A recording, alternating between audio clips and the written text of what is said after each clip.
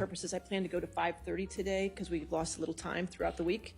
So we'll go to 5:30 today. And then starting when we come back on May 16th, I want to start at 9 o'clock, okay? So we'll be going 9 to 5 starting those last 2 weeks just to give us a little bit more of a factor there so we can get all our time in, okay? All right. Okay, yes, ma'am? Just two examples, the defendant 167, 170. One defendants 167 170. and 170. Okay, perfect. We're still working with counsel on redaction on plaintiff's. Okay, all right, so we got those two. All right. Anything else before the jury comes out? All right, thank you. Take the tray.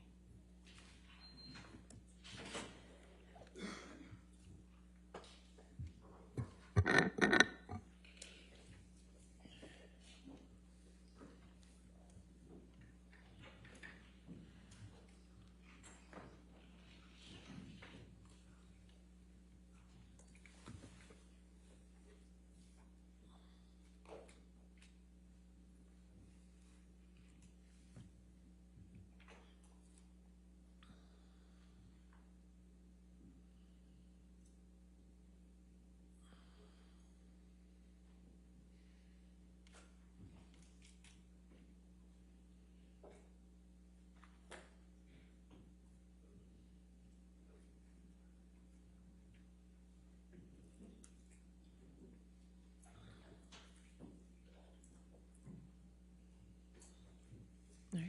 Good morning, ladies and gentlemen.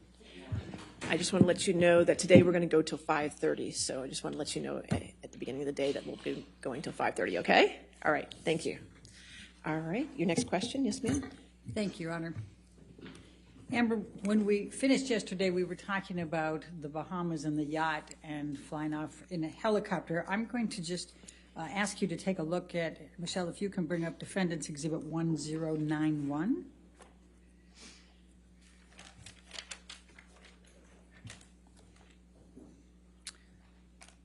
I think that's 1090.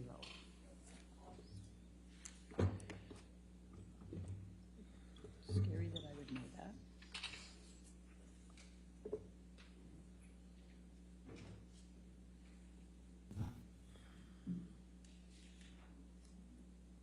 There we go. For some reason, I couldn't get my audio to work. What was happening? Yes, Magnet, I seen the Chappelle thing. Honey, it was absolutely disgusting.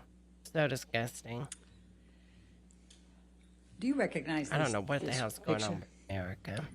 Yes, that looks like the picture I took of Johnny in July, around July 2013. Okay, and why did you take this picture? Because at the time,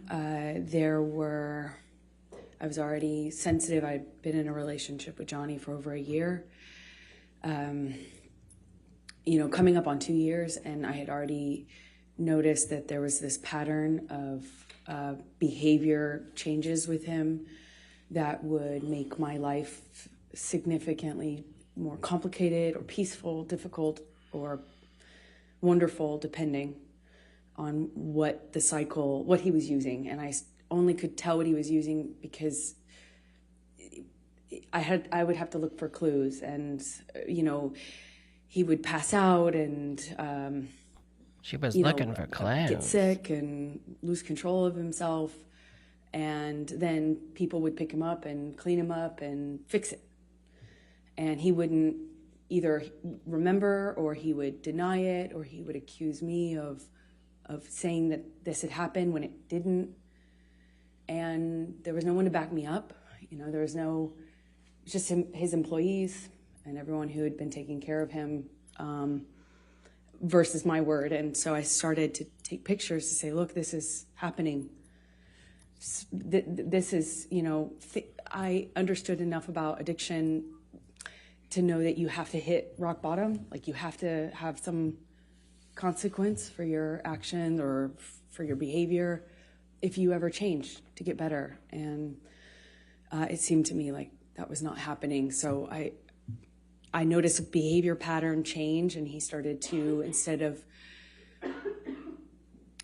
fits of rage, he started to pass out a lot and fall asleep and kind of fall asleep mid-conversation, and it was just a pattern change. So I started to pick up on the clues so I could figure out what I was dealing with. Your Honor, I'd like to move the admission of Exhibit 1091. Any objection? No objection, Your All right, Honor. 1091 in evidence, you can publish. Thank you, Your Honor. And Ms. Heard, and what is depicted in this picture? Please tell the jury.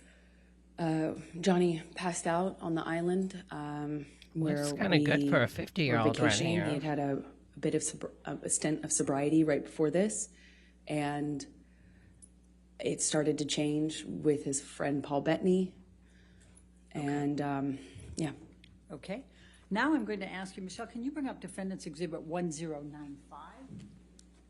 We talked about March Let him build me a 2013 sandcastle. yesterday, and I just wanted to bring this up quickly.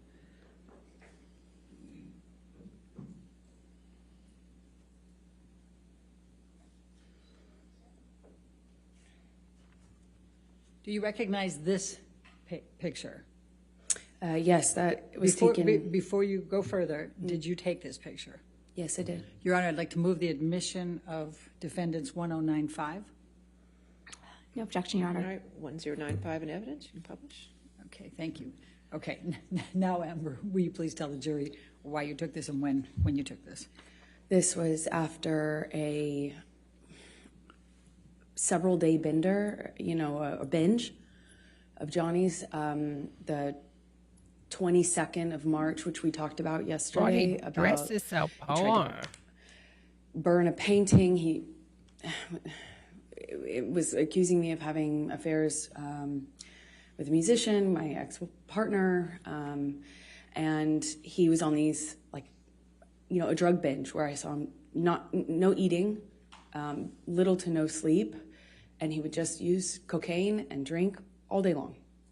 Okay. And that would go for a period of time, and then a major blowout, and then he'd get sick and pass out, and then feel really awful, and often, including this time, would start a period of sobriety after that. Okay. Now I'm going to take you to mid-July 2013, the Tokyo press tour for Lone Ranger. Can you please tell the jury about that particular trip and the events relating to Mr. Depp?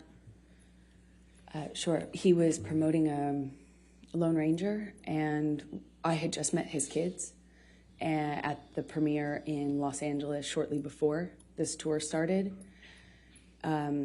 They found out about me. Amber, I'm going to just ask you not to go through that. Sure. Just take us to Tokyo, please. So I believe we went from that stop to Tokyo with the kids, and he had difficulty with drinking in front of them. He was trying to hide it, and yet he was dealing with some stress around his career. I didn't have a lot of details, but he was drinking at the restaurant, and the kids were kind of, noticing, but not really sure what to make of it. Objection calls for speculation and hearsay. She didn't say what they said. I'll sustain she as the last part of the speculated. answer. Okay, please continue, but don't say what they said. Okay, the kids said. Anyway, Johnny became upset with me for judging him. He was, I couldn't. It was like I couldn't win if I didn't do anything. Lawyer if I didn't say takes anything to to him Tokyo about the Samantha drinking, says if I me, didn't honey, I acknowledge ain't it, get that kind of it got man. worse. If I did acknowledge it, it was my fault, and I was nagging. And I get it. I wouldn't like to be told what to do either. So, but it made him really angry, and the kids were on this press tour, and I was just concerned about them. I was concerned about them hearing us. Johnny screamed at me in the hotel room, and all I could think were the kids were in an adjoining room. What if they could hear us? Oh, girl, you're in a I had just mansion. met them, and I didn't want them to think poorly of me and hate me, not knowing what was going on, in our behind closed doors. I remember him. It was name calling, and he eventually passed out. Do you recall what names he called you? Do you recall what he said? I heard at this time nagging bitch all the time. Called me a cunt. He even said that he made a mistake with me, and that he didn't want to, that when we touched back down, he'd get rid of me and I'd go back to, he said some disgusting things to me. I don't know if I need to repeat it. Okay, let's go. She doesn't want to Michelle, can you repeat bring up it. defendant's exhibit You're in front of 1090? law court, honey. Yes, you do want to indicated, I think, repeat that you it. passed out at the end of that. Did you take this picture? I did. Okay. The thing about it Your Honor, I'd like is, to move the obviously, admission of defendant's exhibit if this was just 1090. one-sided, this would No be a objection, Your horrible Honor. Thank you. thing. 090 Totally. evidence, you can publish. But she was given it is just as bad as he was, you know. And where was Mr. Depp when you took this picture? He was passed out with his head in a table in the hotel room, in our hotel room, not the kids' hotel room, in Tokyo, Oh, those carpets. on that press tour. All right. Now I'm going to take you to August 2013. What, if any, discussions did you start having with Mr. Depp about moving in with him? Well, after this, I was getting close to his kids, and he had a stint of sobriety shortly after that, and it felt really good again. And shortly after that, he started suggesting that I let him rent my apartment for the vultures. That's what he called the press. And he said now that we were like a known couple, now that it was out in the press, that my apartment wasn't like safe effectively for me. And I had a modest apartment in Los Angeles. And so he started saying I needed to have security on me, or we'd rent out the neighboring houses because of the vultures. And it was a conversation, and then that conversation evolved into I should move in with him. Always wanted me to go with his security guards, wanted me to have his credit card. Obviously, I wouldn't accept that, but the conversation about moving in Could have been the first thing I took. hard to resist, because I was increasingly becoming a part of his life, and also loving his family, and feeling like, more stability would mean more stability with him and his struggles with drug and alcohol use. And I thought I would minimize some of the jealousy and insecurity that he had. It was hard for me to justify working. Every audition, every meeting, every script I got was a negotiation or a fight. I had to justify it like as if I was saying, hey, let's have an open relationship. It was, and I thought that would be minimized if I could make him feel more secure. By, if we lived together. If we never had certainly any there other would be more recordings security, right? of And that was her my reason. talking normal and So being a real you talked self, about still this would be a lot more written description credible. things. What, if But we know anything, this did is you an do act differently because we've in heard her terms of on pursuing camera, your honey. acting career? Well, I've always been really Monologue time. I've always been really independent, and I've never imagined not working. I've worked from the earliest time I can imagine. I come from, parents who worked until they literally couldn't anymore. I never imagined myself having to explain my job or justify my job, but I did, and I am independent, and I see myself as independent and She's strong-willed, going for her and monologue. I had to bargain. Every time I'd get a script, it would be, I thought you weren't taking another job. I'd always say, are you kidding me? That's crazy. I have to work. I support my family. When I moved out to LA, I'd get a check for, a gig, $600 or something. I'd save half for me, send half to my family. I I kept having to justify taking work by saying, well, I'm supporting my parents, I'm supporting my sister, I'm supporting my family, I have to work. And he would say, you don't have to work, kid, let me take care of you, my woman doesn't have to work. And that sounds really sweet and really romantic in some way, but it became a real fight. Every time I got a script, it was what kind of, how I was dressing, what kind of behavior I'd have, did I have a sex scene? And then I started saying, no, I won't take the sex scenes, or, I'll take the part where I don't play, that kind of character, or then I started minimizing the kinds of kissing scenes that I had, and eventually I had to change the wardrobe that I could have in the movie. I couldn't have a sex scene, but that all, it didn't happen all at once, of course. It was little thing after little thing after little thing, and eventually I found myself pushing as many scripts off my desk as I could, picking the ones that had minimal makeup, dress as conservative as possible, finding ways to minimize the scenes I had where I had a romantic involvement of any kind. It was a constant battle and negotiation. So let me take you back. Did you, as a result Oh of my your God, that ended discussions perfectly. with Mr. Depp She about literally moving kept it in, up until my did there come song a time ended. that you did move in with him? Objection leading. Overruled. But Thank you. we know from yes. from the audio recordings and stuff, And let me ask she you this, didn't want to you do talked sex about scenes. penthouse- She we've said heard she a didn't little want to be bit known about for that. penthouse She was the one that made that and choice. Sweetser. Could you And just she asked explain Johnny, to what the can I do? jury, I don't want to be known for my looks. I want to be known for my different places talent. that Mr. Depp had in Los Angeles and what they were called, just so we have some context here when we're going through all this. It's a little confusing, I imagine. He had about, I think, 4 or 5 mansions in this beautiful,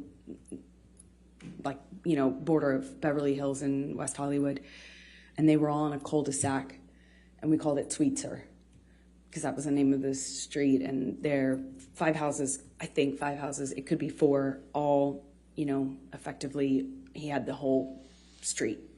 Then he had about 5 penthouses downtown on the same floor of the Eastern Columbia building, which you've heard about, the ECB. And Sweetser was, Johnny's kingdom. One of those houses was like a whole house was his man cave. It was a studio, and it was where he made music and hung out. And we spent some time in there, but that was effectively Johnny's, place. And then there was the downtown places, and they were effectively empty save for some furniture and one of Johnny's friends, Isaac, who you met, and he lived there some point before Johnny and I eventually decided to move in together. Let me just stop you there. I just want to make sure we're clear. Are we talking about the penthouses, or are we talking about Sweetser? For where Isaac lived in the penthouses. Okay. The rest of them were pretty much empty. And my best friend, who I was very, very, very, very close to, went through a breakup, and he very kindly insisted on moving her into this penthouse. And of course, she said no for the first few times, but he insisted and said they were empty, and he would love to have her move down there. And he very kindly moved my best friend downtown. Problem is, Rocky? Yeah, okay. Rocky Pennington. But the problem is it's like 30, 45 minutes from West Hollywood, where my place was, which we call Orange at the time. Okay. So when did you move into the penthouses? Shortly after he moved Rocky, my best friend, into the penthouse. So she was in one of these empty-ish apartments, and somewhere around that time, I think it took me some time, actually, but after that, I eventually agreed to move in with him and give up my place, although that made me pretty nervous, to be honest. But we were in this relationship that was very serious, and we were Constantly traveling also is another part of Okay. it. Is we were in LA for So she's a trying to matter of build the days or narrative weeks. that he I'd go to a separated job, her he'd go to a out and was job, I'd controlling come of back her for a photo life, shoot, wouldn't let her red do anything, carpet, wouldn't let her have go friends, on a location, didn't trust go visit her. him on a location. Yet There was literally an incredible amount of travel and movement. gave So his we weren't apartments really, and living the places up day-to-day so that all of her you friends could might live normally with a near partner, her. You know, where you have a home and you move in together and you have one Now, home. does that make any We didn't sense? have that. It was Okay. very different. I'm going to take you to September of 2013. What were you filming at that time? Filming? I thought she wasn't allowed to London Fields? film. Yes, that's right. Okay. I was filming London Fields. I She just doesn't started. know any All of right. her Did there come a movies, time that you but were- she became loves engaged in this? to act and work. Well, yeah, it was difficult because in that role was a very difficult role. I mean every time, every scene that involved sexuality or romance was like, I'd look at that on the page and it felt like I'd feel my gut tighten because I knew it was going to be an issue. But Johnny dropped me off. I gave him the script. I sent him pictures of what I was wearing in my wardrobe fittings. I sent him everything. I shared my script with his team, and the fighting eventually kind of minimized. It was clear I was going to do this job, and I told myself I had to do this job. And Johnny had to go to London, I think, for some pre-production stuff for a movie he was going to do a smaller part in. I think it was called. I think this was Into the Woods, is my best guess. So he dropped me off in London, and when he dropped me off in London, we had a few days at this hotel that we first, consummated our relationship in. As when we were on the London press tour, and our relationship developed. That was the same hotel, and we were in this same room, which is Johnny liked to be in the same room. And it was really sweet. He got down on one knee and said, Love I want you Into to the Woods. be my girl, Rest of be y'all my are men girl in that forever, like my that. woman, Appreciate my it. girl. I want you to be the rest of my life. Say yes to me. He said he wanted to spend every day. He promised me that every day when I woke up, that I would wake up and he would make me smile at least once, and that would be his goal. Girl, the credit card alone And- would make me smile. I Be smiling looked into every 5 seconds. his eyes and I saw my future, hope, like blind hope. So in love. It was one of the most, I can't describe that kind of joy. I thought, if we were married, then this is real. This is real. This isn't a thing of, this isn't chaotic and this will change. I had so much hope in that moment. And I just said to him over and over again, are you serious? Are you real? Are you serious? Are you sure? Because he didn't have a ring. So I thought, is this an impulse thing? My experience, Johnny, could be very impulsive. And She's said like, over and yeah, over she couldn't again, believe her "I con want you to worked. Be my woman forever. I want you Not to be many my people wife, know my this, wife, but I was my his wife." second choice. I, of If course, she would have cried, said no. and we had a wonderful evening, and he left shortly after, and I was, like, the next day I had to go to work, and I couldn't tell anyone, and I wasn't sure. Part of me was worried that he didn't mean it, or that he wasn't sure. I just didn't want it to be an impulse. It's still thing, so I shocking. didn't I always pictured wanna him mention it. I wanted to having bring it a up. I didn't wanna- relationship with a man. Because he and- loves and to I kind of copy, felt, I walked around for a few days like I had like- butterflies the French. under my skin, and then he brought my dad out to London with my best friends, and my dad told me, Well, she said yesterday her dad wanted to marry Johnny him. has asked me permission for your hand in marriage. And I'm No, she can't even I cry felt for like the luckiest this. woman in the world. So while you were filming London Fields and Johnny had gone back to L.A., what, if any, issues She should at did least you cry for this have 'cause the with money's him gone. on fraternizing with the cast? I'm going to ask, Michelle, can you pull up Defendant's Exhibit 188, please?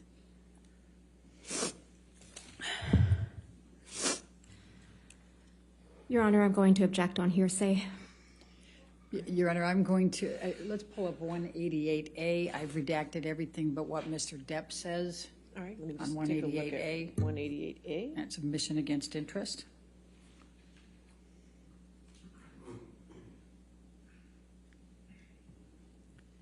Do you have that? You don't have it?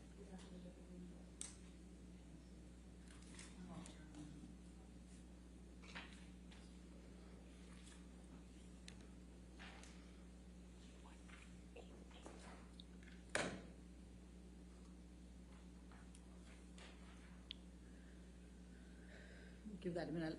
While they're working on that, can you tell us what transpired between you and Mr. Depp when you wanted to do something with a cast member? So, as I said, he came to London for his own work and also dropped me off in London, where I had to be for a few months to film this movie. And he asked me to marry him. He brought my best friends and my dad out. They left. And shortly after they left, my co-star, one of my co-stars, invited me to go to a concert with him and some of the cast to kind of break the ice, and I'd be working with them for the next few months. And I had already, I already knew I couldn't be photographed, even if it was platonic. I couldn't be photographed with men or women that other people could possibly spin as romantic. I had learned that but in January, the hard way. So I asked him permission if I could go to this concert with the cast. And I said, Johnny, that he's my co-star. Objection, Your Honor, hearsay.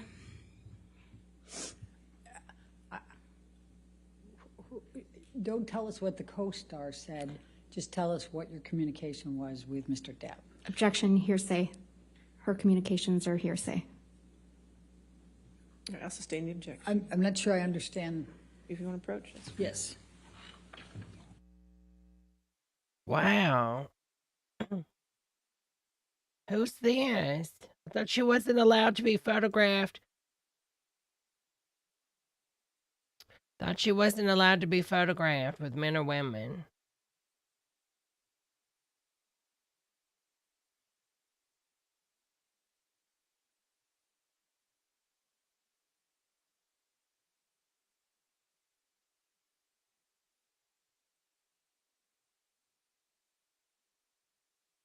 It's almost like she lies.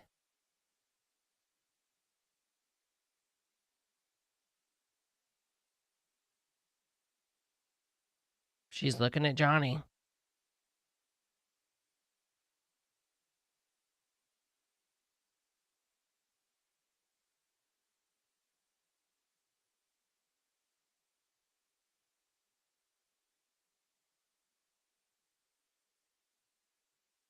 That photo is from 2015. She married Johnny Depp in 2015. Just wanted to show,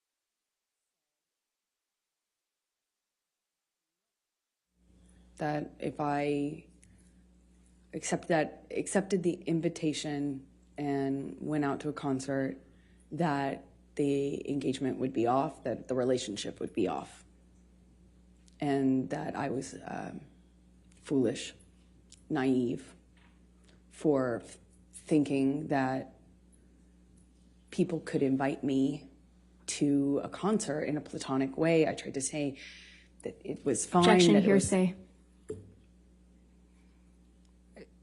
She's testifying about what Mr. Depp said. I don't understand. All right, I'll overrule that objection. Please continue.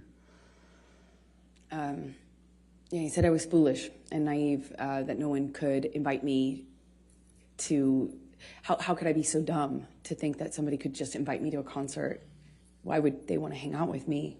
Obviously, it was because they wanted more from me, and that I probably wanted more too. You know, I was basically asking for it. You're going to go backstage. What are you going to say to the band? And then I know how this plays out, and who's the other girl going to be there? And how could you be so stupid? How could you be so foolish? You're more naive. You should be smarter than this. And I apologized. That whole evening, I think for a few hours, I spent on the phone with him, texting, calling, or talking, hanging up. He'd hang up on me, be upset, and then send me cryptic messages about my foolishness. And, you know, I'm already doing a movie where I play this, you know, character where I was empowered. Like, I read the script and I thought this character was empowered sexually. And by the time I got Johnny's feedback on it, I had been convinced that actually I was just being used. That I was just being used. It was clear that that was all I had to offer, and I was too foolish to see it. And I had Amber, I'm just going to stop you right there because I'd like you to take a look at Defendant's Exhibit 188A. Mm-hmm. Is that in front of you? Do you recognize this portion of the text chain between you and Mr. Depp? Yes, I do. Okay, and this is on September 9, 2013? Yes, it is. Okay, and are these statements Mr. Depp made to you during that evening that you just described to the jury? Yes. Your Honor, I'm going to move the admission of Defendant's 188A. Any objection? No objection. All right, 188A in evidence as redacted. Do I have that redaction, or is that something I need to- What year did they just We're going say? to need to give it to you a hard Okay. copy. All right, thank you. Thank you, Appreciate Your it. Honor. And if I can draw your attention to it, 2013. he first says, I don't want to make anything an issue, baby, but I literally have been on the ground just 14 fucking hours from leaving your side. Do you see that? Yes. And then he says, you know what I want, who I am, and where I want to go with us. You know very well what type of fucking man I am, and yet you lay a gauntlet before me that you know is the very species of danger that will always attract me into a very tempting test. What's behind that door? Almost impossible to, I think he meant not take you on. You want me to roll the dice? This sounds more like an aggravated ultimatum than soft words that could help us make both feel better. Don't test me, please. Did he tell you that? Yes, he And did. what did you understand that to mean? I mean, the It was text clear, at the top reads like she it was a wanted threat. more. threat He that already if I wanted spent to 14 be- hours Objection, with her, speculation. and now I she think can say needs what she more of understood it to him. mean. I'll sustain the objection. Okay. All right. Let's move on then to the filming of Mordecai. Around 34 with Mr. minutes. Bettany in October, November 2013. Where did that take place? In London. Okay. And what, if any, involvement did you have? Were you there for any part of that filming? For part of it, I happened to be in London already for the film I was just telling you about.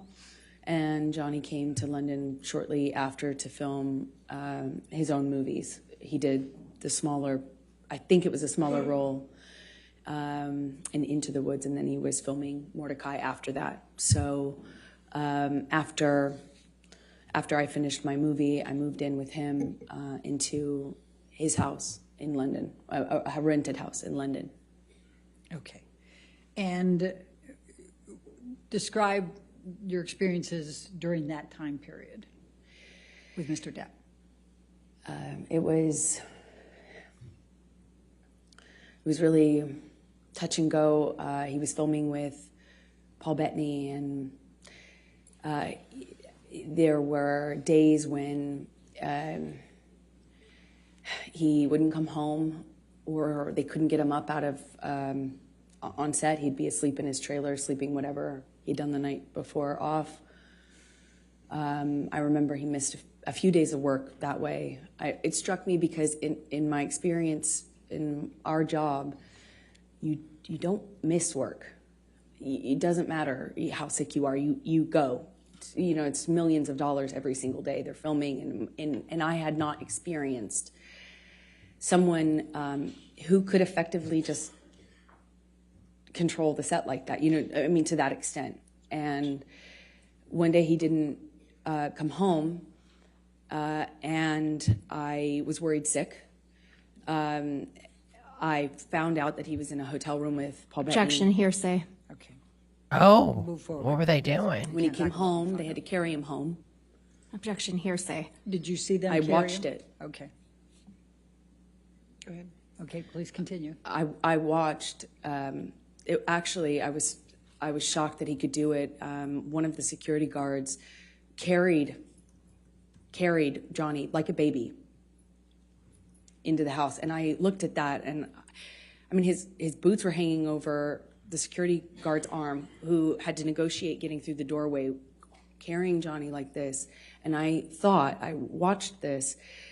His assistants and the other security guards shaking their head, just shaking their head, acknowledging this is how bad it is. And I remember thinking, this has got to be it. Like, this has got to change. This is it.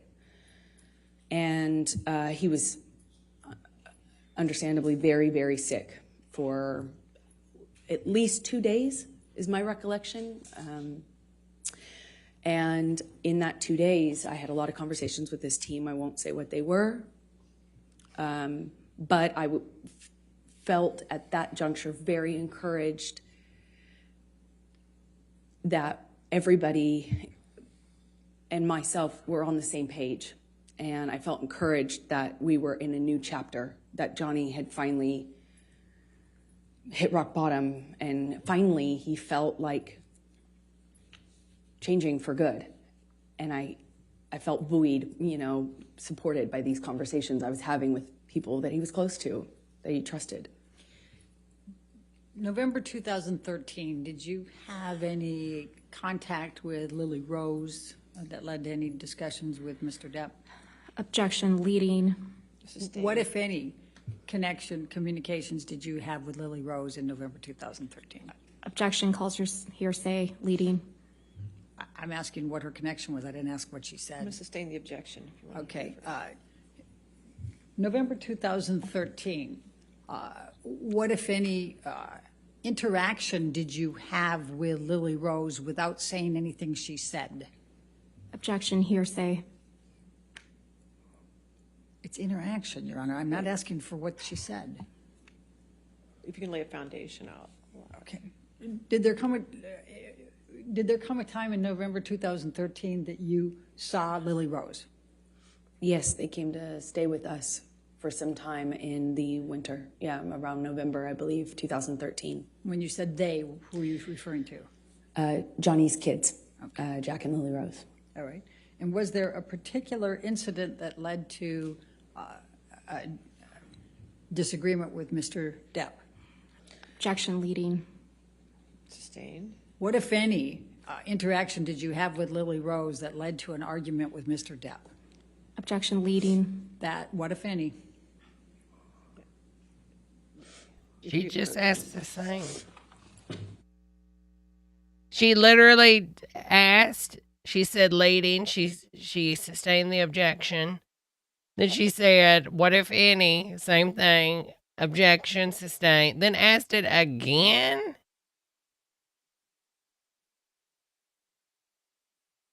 Oh, the judge is like, stop it.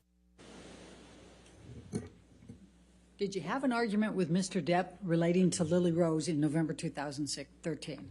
Yes. Can you please describe that?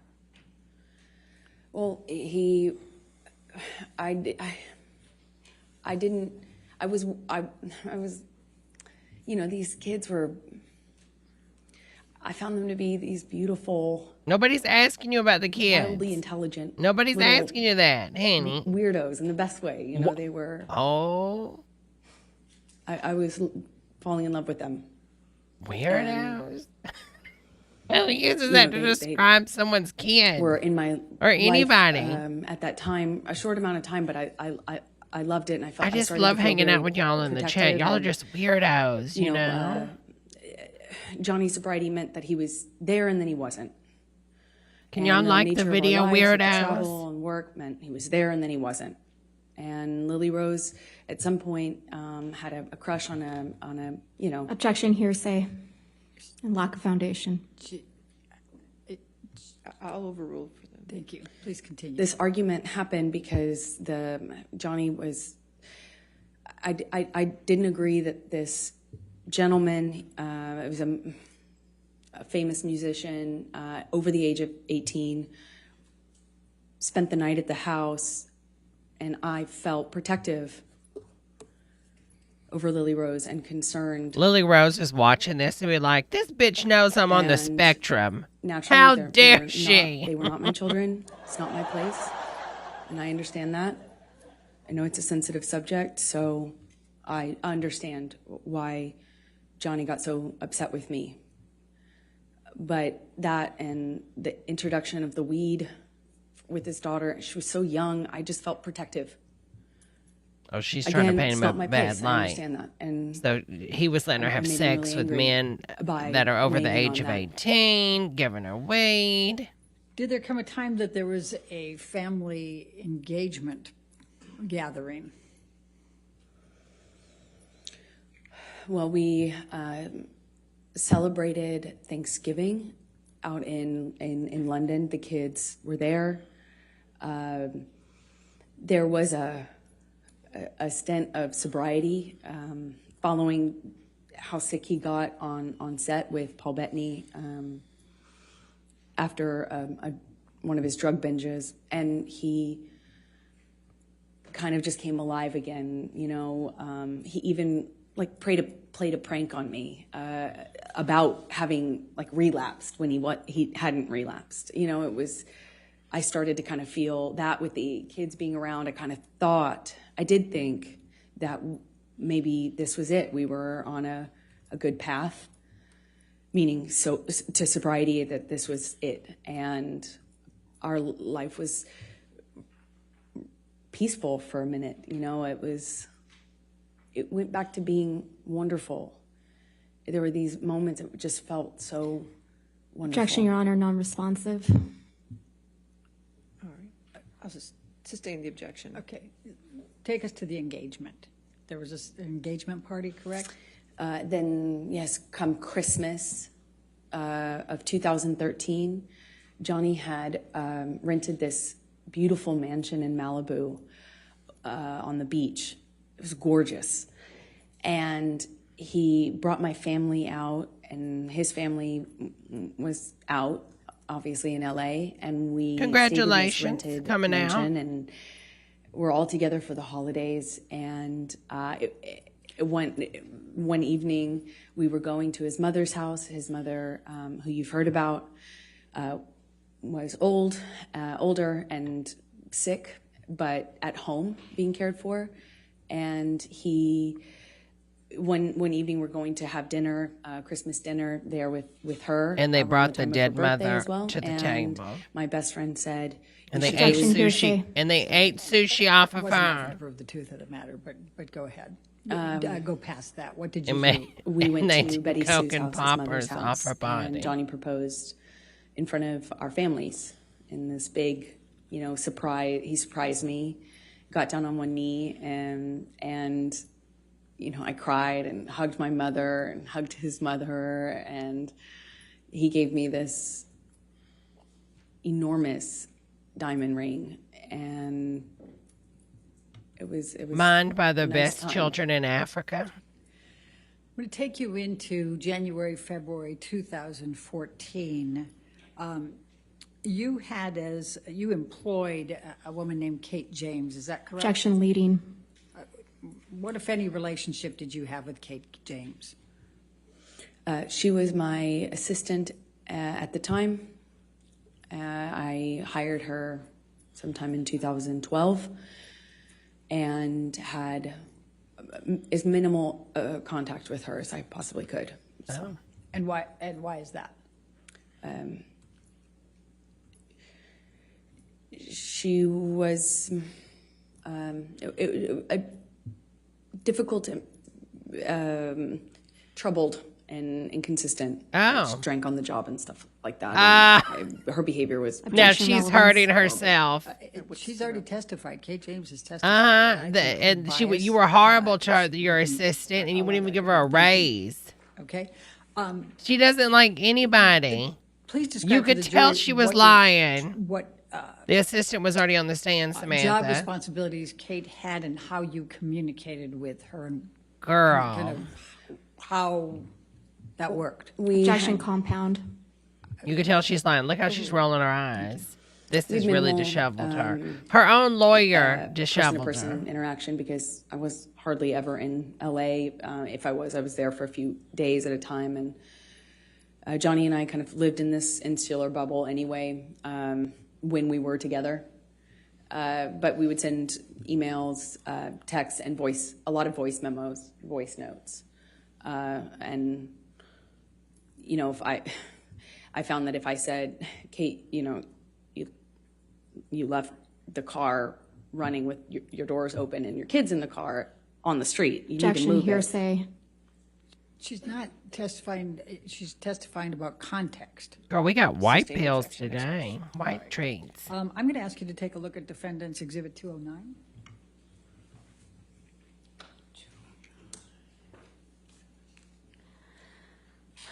Your Honor, I'm going to object on hearsay grounds.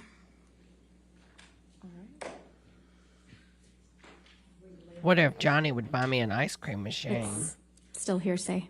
May we Ms. Hurd, approach? did you? May I lay the foundation first? Ms. Hurd, did you communicate with Kate James by email in the ordinary course of your business? Yes, I did. Okay. Girl, Amy And I'm going to Schumer ask you is to take a look grasping. at Is Defendant's she making a 209. purse? Is this Or she's making like a communication John, that a was John. between you and Kate James? She's that made was a in the ordinary John. course of business with her as an employee? Yes, it is. So, Your Honor, I'm going to move the admission of Defendant's Exhibit 209, business records exception. Still hearsay, Your Honor. Business record exception gets the business record, but it's hearsay. If there's hearsay involved inside the business record, there's still objection to hearsay. Your Honor, the business records exception, I mean, I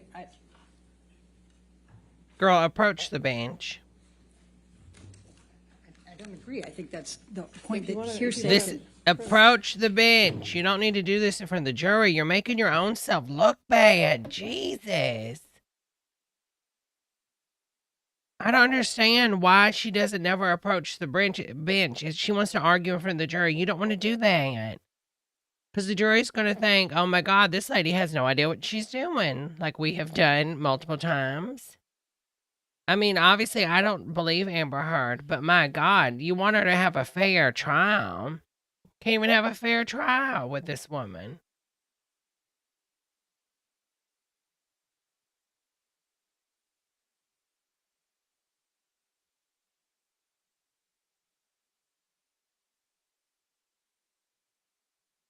I like that lilac, though.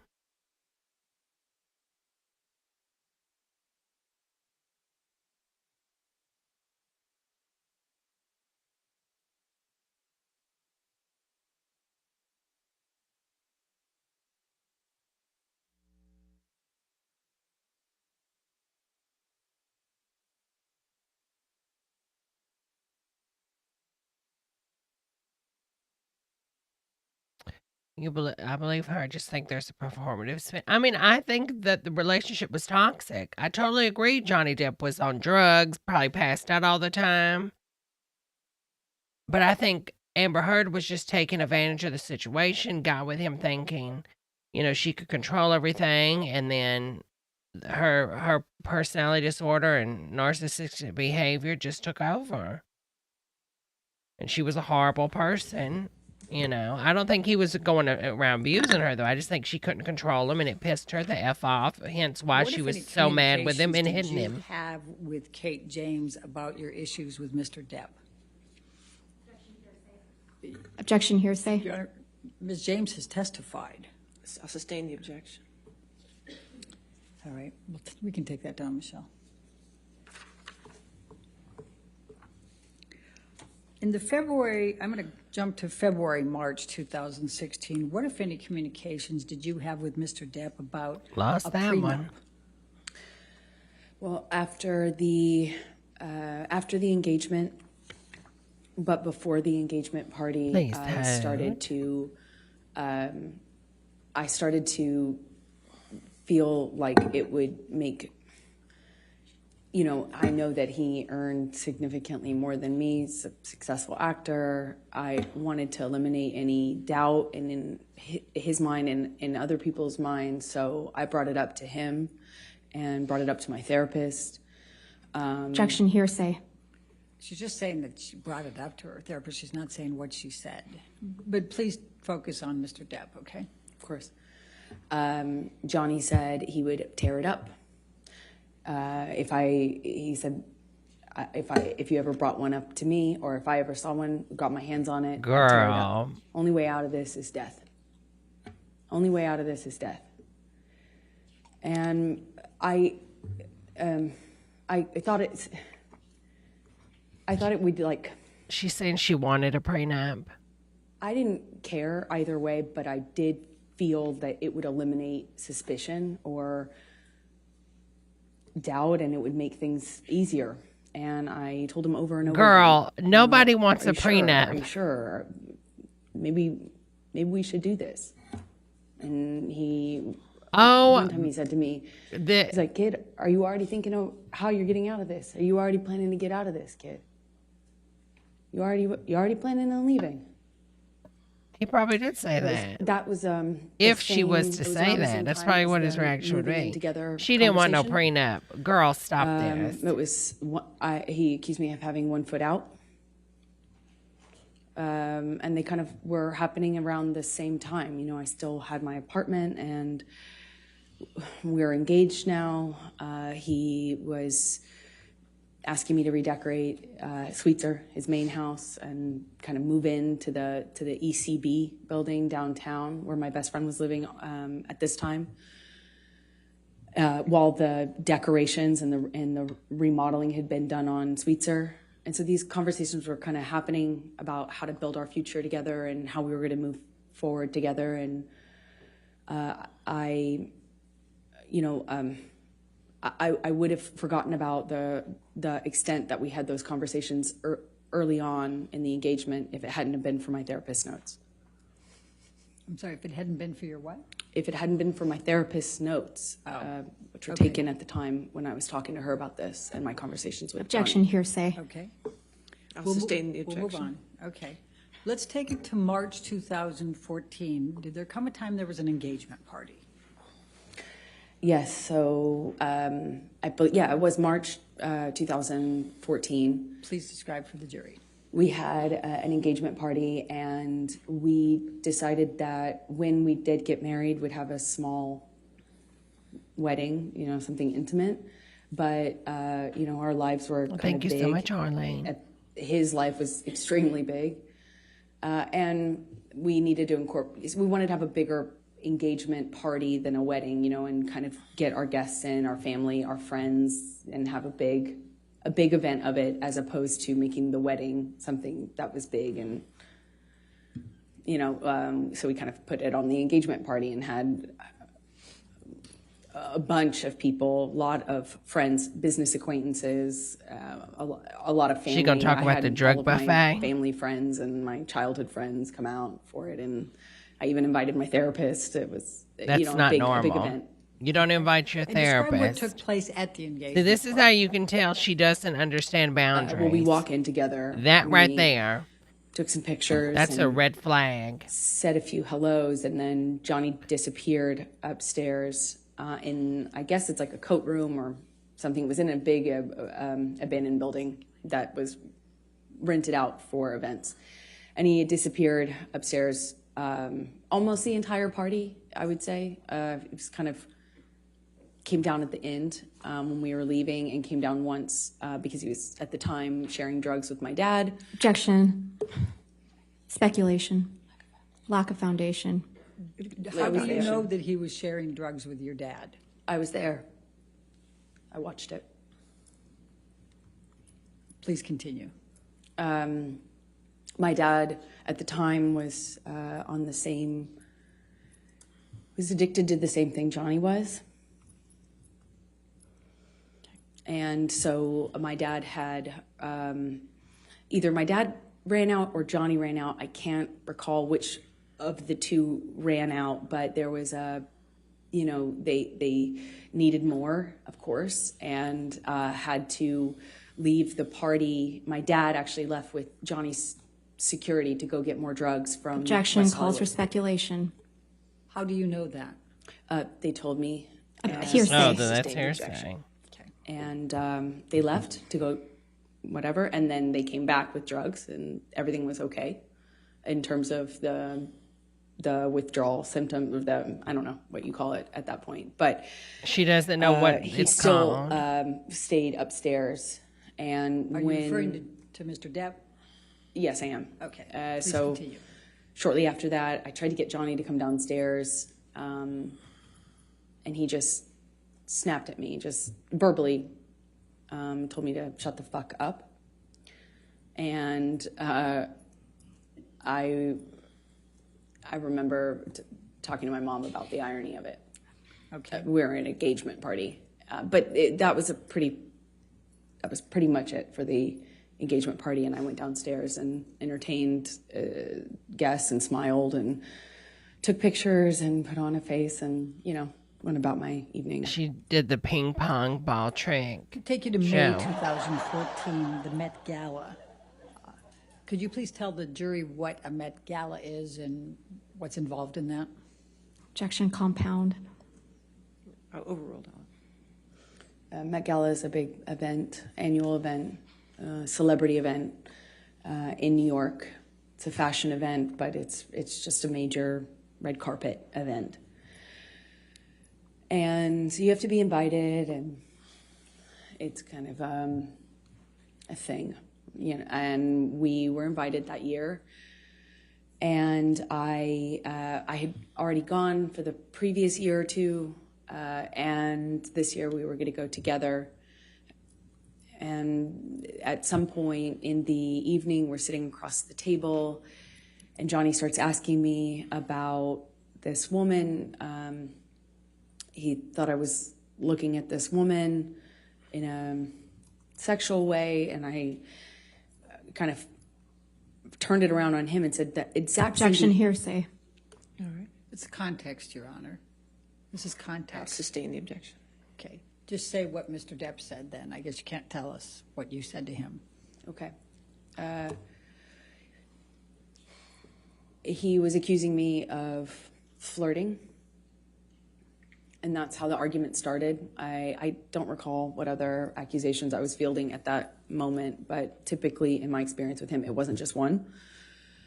So you'd make a point, and then he would go on to a different accusation.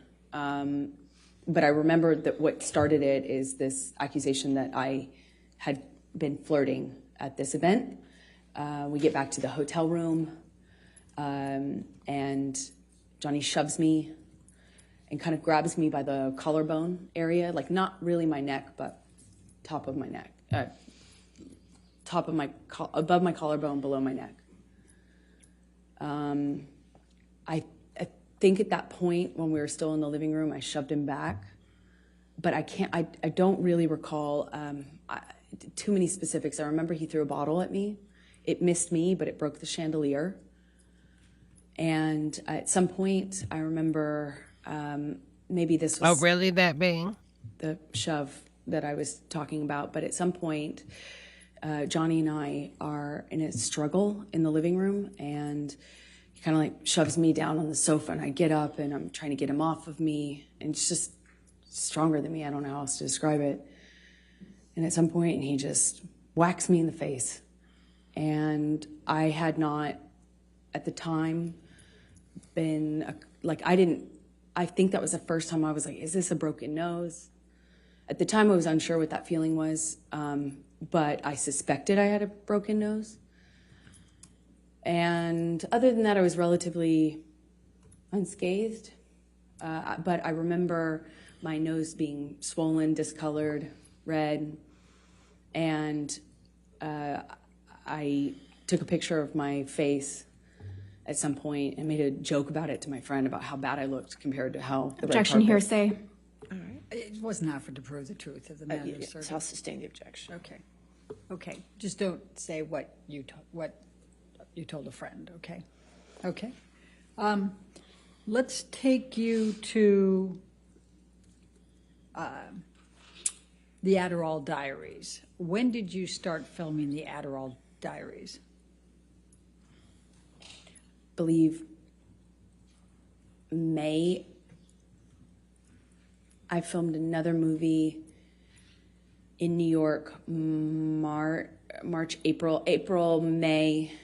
I went straight from that movie to another movie, an independent film with James Franco. The one I had previously shot was with Christopher Walken. That's right. Okay, so I went from one to the other and saw Johnny in these, in between. Like if I got a long weekend or, I'd fly home to be with him and then fly back. It was kind of like that. Fly back from where? Where were you filming those? In New York. Okay. And where was Mr. Depp at that time? Johnny was in LA at the time and then eventually went on location for his movie, Black Mass, in Boston. So you were in New York and Mr. Depp was in Boston at some point? Eventually, by May 2014. That's it. All right.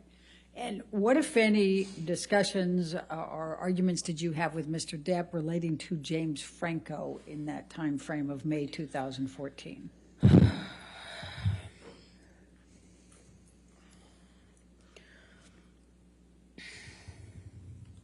It's a nightmare.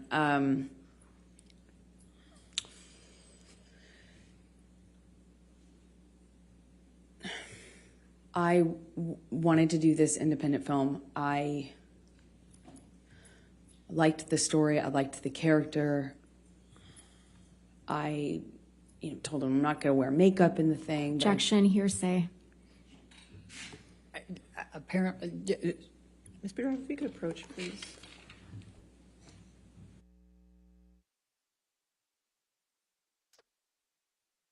Again, James Franco looks like a Billy Crystal right here. Botox Billy Crystal.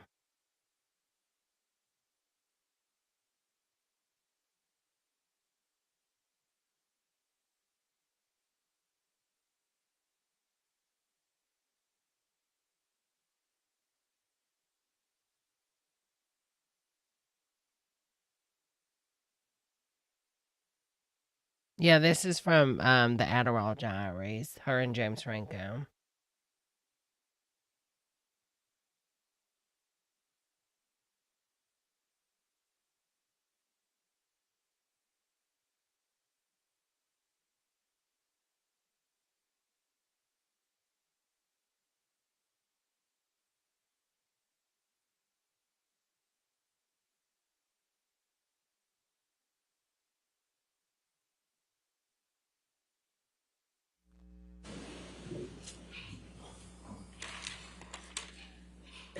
so tell the jury what Mr. Depp said. He was mad at me for taking the job with James Franco. He hated James Franco and was already accusing me of kind of secretly having a thing with him in my past since we had done Pineapple Express together. Okay. So I'm going to take you to the Boston plane incident. We've heard about that. Oh my God, I earlier, thought she was May about to say the 24. Boston Marathon incident. Can you please describe for the jury what took place on May 24 relating to the plane incident? Well, I had spoken to Johnny, you know, he's in Boston, I'm in New York, and I spoke to him. He had already been upset with me and accused me in like many arguments about not telling him about scenes that I had. If I had a kissing scene, any sort of romantic scene, and I wasn't explicit about what I was going to do, then I was accused of having withheld information and hiding it from him. So I didn't want the fight, of course. I didn't want the argument, but I had to kind of eggshell tiptoe around how to tell him when I had any sort of scene like that. And I did tell him in this occasion. Objection, hearsay. We need to stay with what Mr. Depp said, okay? Okay, so he was upset with me, but he didn't sound coherent so much on the See, I phone. feel He like was when she yelling at rehearsed me with about, her "How could lawyers, you- they how try to could you keep her on tell me track. this? How But could you Amber tell me Heard is this such when I'm filming, when I have this scene that I'm narcissist. doing? How could you tell me this when I'm working?" She wants to be in Obviously, control. She thinks she told me knows the other what's time, right. because we were both So that's why filming, they have and to I keep told him as correcting soon her. as it was relevant, but he kept saying, "How could you tell me this? How could you just tell me this?" And it was like I had told him I was having an affair or something, you know, it was that angry at me. But he kind of started to sound less connected to reality as these like arguments would happen on the phone. This is in one day. Eventually, he hangs up on me in the conversation, screaming at me. I talked to his assistants. I won't say what they said, but I had conversations and felt encouraged that I could continue on with the plan, which was for me to get on the plane, go to Boston, pick him up, and we would go back to LA for his daughter's birthday. I was nervous because the conversation I had had with him, and he was so upset with me on that conversation, but I figured I assumed he had passed out and that he would have been kind of sobered up the next day, assuming that the work would mean that he felt pressured to kind of pull it together. And I get on the plane. He sent the plane, so I assumed he's not that mad at me. He's over it. We're moving on. He's sobered up. There had been a lot of talk about a sober plan, like a full detox, a full recovery, a doctor, a whole plan. You know, there were talks of that following what had happened in London. So I was feeling like, okay, well, maybe we're here. And I get on the plane. It touches down and the SUV pulls up and it sits on the tarmac for a very long time. He knows I'm on the plane waiting for him. So I kind of started to anticipate that things weren't Is this when as I hoped, Loretta, meaning that he was sober. what was her name, and Bill Clinton talked to Loretta? And I get, Bill I'm Clinton sitting on the came plane out. for a very long time waiting for him, and he finally opens the door, and I see him get out of the SUV, and I can guess by how he's moving, how he's walking. I didn't realize at the time I had already become really sensitive to these little changes because my life changed depending on what he was on. And he gets on the plane, and Yeah, this is when Loretta I Lynch just knew came in out. every cell of my body something was wrong. Girl, And her voice. he comes straight up to me, Why doesn't is she say anything talking to like me, but he's Sarah looking now? at me. He's got these glasses on, and he takes them off in this kind of aggressive manner and sits down across from me, not in the usual spot. Well, you know, when you're trying to We change kind the of have our world, people places come on for you. his plane, But you you know, want you to get used to change the sitting and- world. I remember I got up and moved to Move accommodate fast and him break getting by so he things. could sit in the normal seat as per usual. He didn't. He sat across from me. At some point, and I don't really remember the exact sequence of it, we take off, and at some point he's asking me what's wrong with me. What do I have? Do I have something to tell him? Do I have something to tell him? You want to talk to me about your day yesterday? And then it gets I already know that he's drunk. I already know he's using, he reeks of weed and alcohol. I mean, his breath smelled so bad, and I could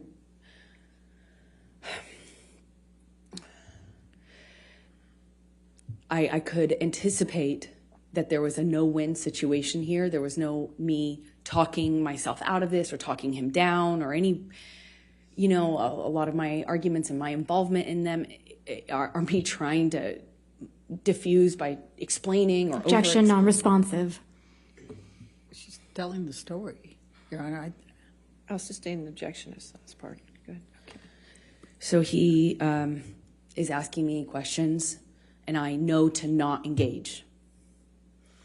I was polite. I made sure to answer minimal amount of, you know, the minimal amount that I could. I moved slowly. I was trying to be polite, but not engage because there was no win. And he kept going, kept asking me. Eventually went from, do you have something to tell me, to, you want to tell me how much you liked it? Tell me, did he slip a tongue?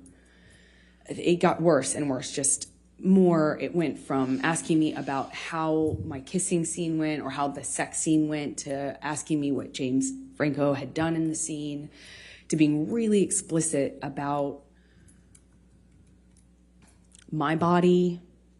You know, he was talking about he was saying really disgusting things about my body, about how I liked it, how I responded, and then he started just straight up taunting me. I know you liked it. He called me a go-getter. He called me a slut in front, and also this is happening with security and his assistants on the plane. And I remember I felt I struggle to be able to tell you how embarrassed I was, because he was speaking to me in front of people in this way, asking me if I liked it and if I was wet, and you know, why I wasn't looking at him, and that was proof I wasn't looking at him. That was proof that I was asking for. Did I ask James to do this and this to me? And how about if he does those things to me? Insert sexually explicit descriptions of what he accused me of wanting or deserving. And I, at some point in this, get up and move to the front of the plane. And I remember getting up so slowly. I didn't want to aggravate him. I didn't want to give him any excuse to pounce on. I didn't want to upset him. I didn't want him to flip a switch and get worse. I just remember very slow movements, and I slowly get up and move to the front of the plane, and he starts throwing things at me. Ice cubes, utensils.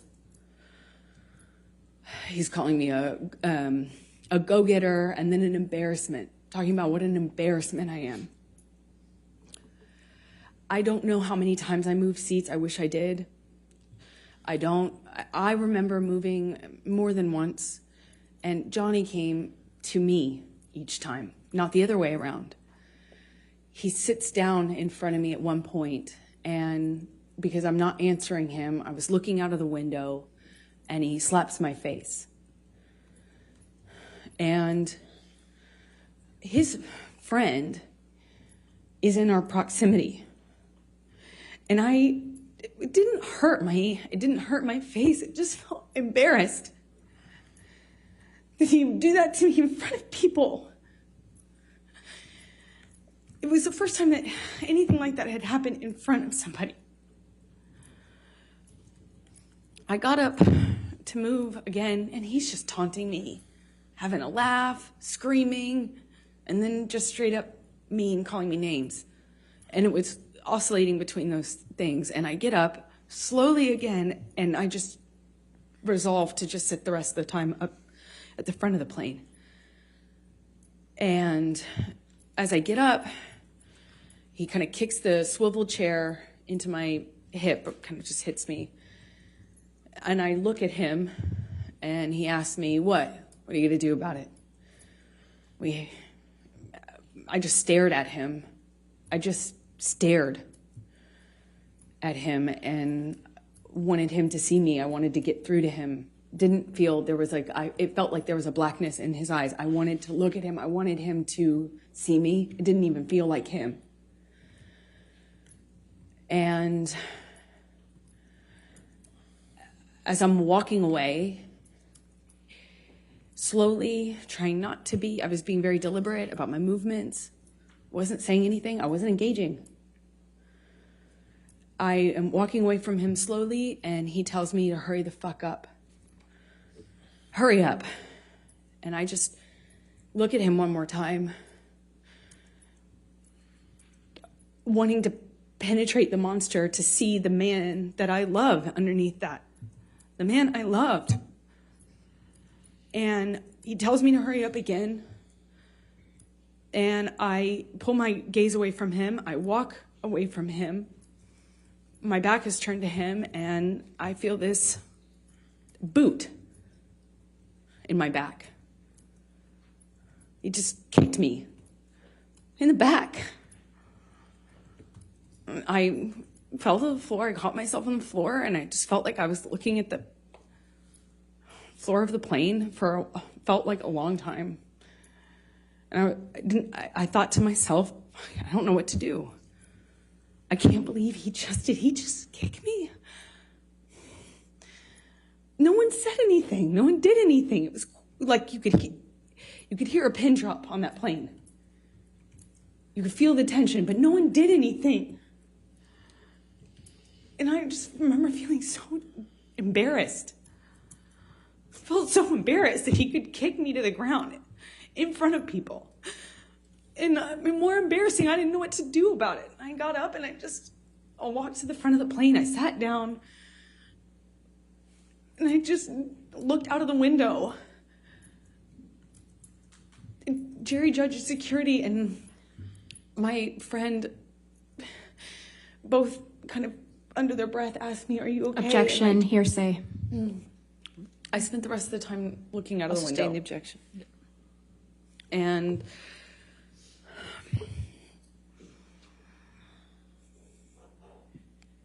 Did there come a time that you tape recorded Mr. Depp on this plane?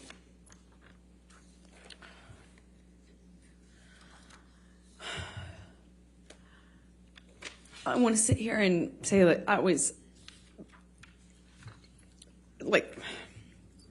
telling myself I needed to leave him. But as he got worse, he demanded the oxygen tank from the flight attendant, excuse me. And he continued to drink and then eventually started howling like an animal and passed out in the bathroom with the door locked.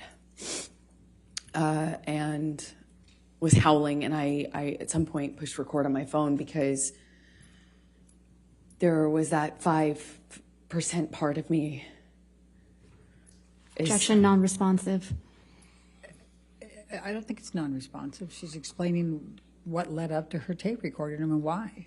I mean, I can ask her, Okay. will that solve it? All right. Why did you tape record him? Because I knew that Johnny wouldn't remember what he had done. I knew he would not remember. And if Calls for speculation. She can say why she did it and what she thought. But that last part called for speculation. I'll sustain the Don't objection. say I knew. Why did you tape record? in my experience, when Johnny was that inebriated, he would not remember what he had done. Calls for speculation. How can that call for speculation? I'll sustain the objection. All right, let's go to defendants 221. And I'm going to play 3 different parts for it. Your Honor, And if may we we can- approach, please? Okay.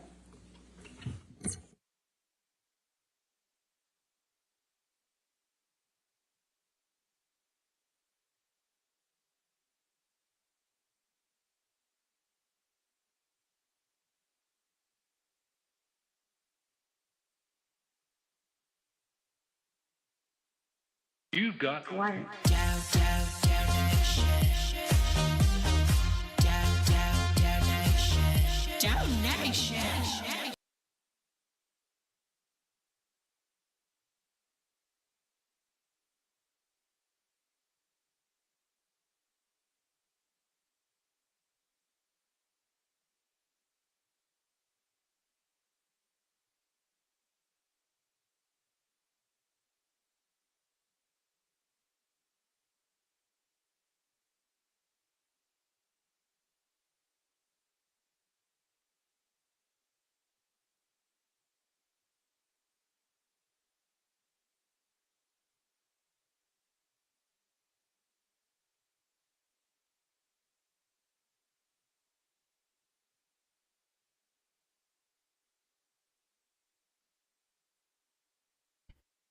Thank you so much, Marshall, for the super chat, honey. Thank you, honey. That is so very kind.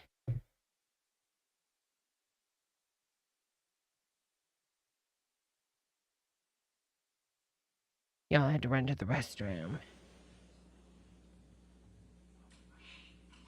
The way she So just we're going to changes start from her with crocodile 221, tears. And we're going to call it A, and that'll be 0 through 1 minute.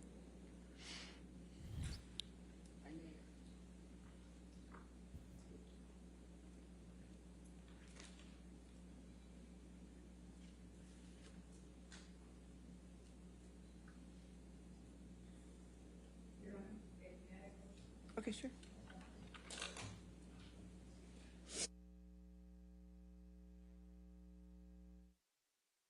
Girl, that tie, his Stand With Ukraine tie, is not it, honey.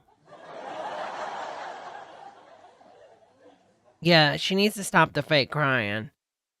It ain't doing her no favors, honey. Girl, the lawyer behind her reminds me of the OJ lawyer lady. I can't think of her name. Love how I come back and we start losing people. We're up to almost 40 people. I come back, it's already dropped to 30. I think it's people that don't want commentary. Marsha Clark, totally. Marsha Clark The first one with realness. 0 to 1 minute. And can we turn up the volume just, I mean, there's part of it that the noise of the airplane is a little bit loud, but. I thought it was that you could hear a able to pick pin up drop. Noise.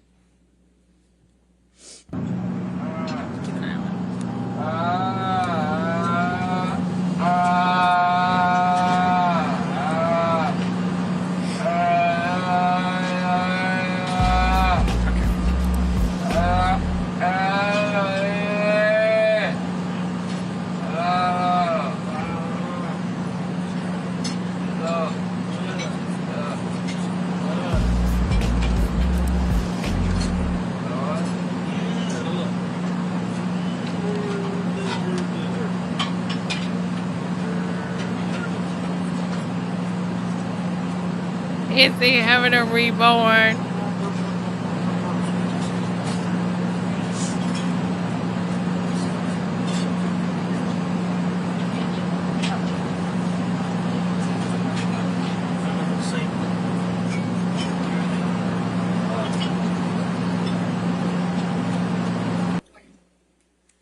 And then the second one is from 2:50 to 3:20. What is this? 30 seconds. Just proving that he was, but that wasn't howling. That was like a moan. If that's howling.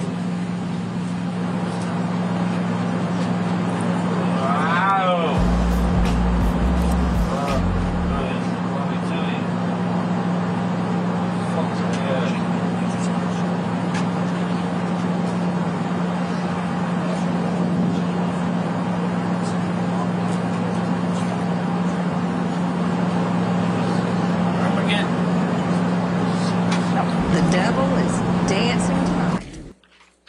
The devil is dancing tonight. 221 is in evidence. All of 221 is already in evidence. So may I play the third one then, and then we Yes. can take the break? Yes. Thank can you. play- That would be at You can play 9. all of it if you'd like. That's fine. Thank you. I think that'll torture the jury if I do that, Your Honor. 9:30 to 10, just 30 seconds more.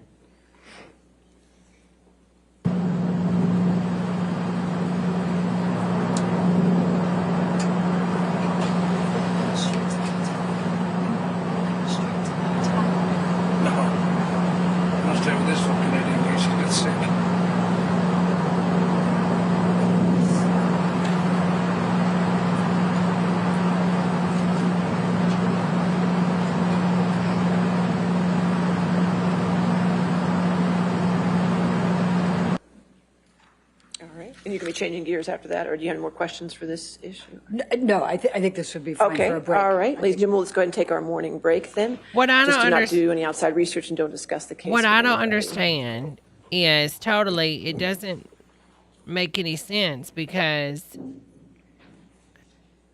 what? I mean, people do crazy shit all the time. Somebody could pop into one of my lives and say, there's something wrong with this person, you know? Especially when you're intoxicated. So, I mean, it's like she just trying to show him in a bad light. I mean, I understand. All right, thank you. If he Again, those truly are just was testifying, doing don't all discuss this, testimony if she with anybody didn't at this care point, about okay? recording him here, so let's just why is come she back not at recording all this other stuff? Where's 11:42? your recordings All right. of the abuse? Like, if she had recordings of seriously of everything that she stated, I mean, obviously we would all be on her side. But no, ma'am, I just can't believe you would record his moans, but you have no recordings of the same plane ride where he kicked you and you're on the ground. You could literally say, like, Johnny, why did you kick me? Why did you do this? What? It's just all bullshit. Because if you have obviously she doesn't care about showing him in a bad light. So why, if that was the case, why didn't you record him from this point forward then, right? If she says, well, I just thought about, okay, well, why is there no recordings forward? Everything they play is just so out of context and BS. There's no pictures. I can understand you saying, well, there's no witnesses because he pays everybody. He's super rich. That's a possibility. Well, but there's no recordings. There's no footage nowhere. And you were with him. This is 2014 and you stayed with him for another year. And not one recording. Girl, bye. Just didn't make sense. All right, girls, we're taking a break for a moment. So like we always do, just leave me on. Leave me on. Thank you again, Marsha. I really appreciate that super chat, honey. We are going to be taking a 15ers. So girls, just leave me on, sound up, and you'll hear me talk and hear the court talking. Because I'm not going to play any music or anything, okay? Thank you, girls, so much. And if you wouldn't mind giving a like if you haven't, liking and subbing, and I really appreciate it. BRB.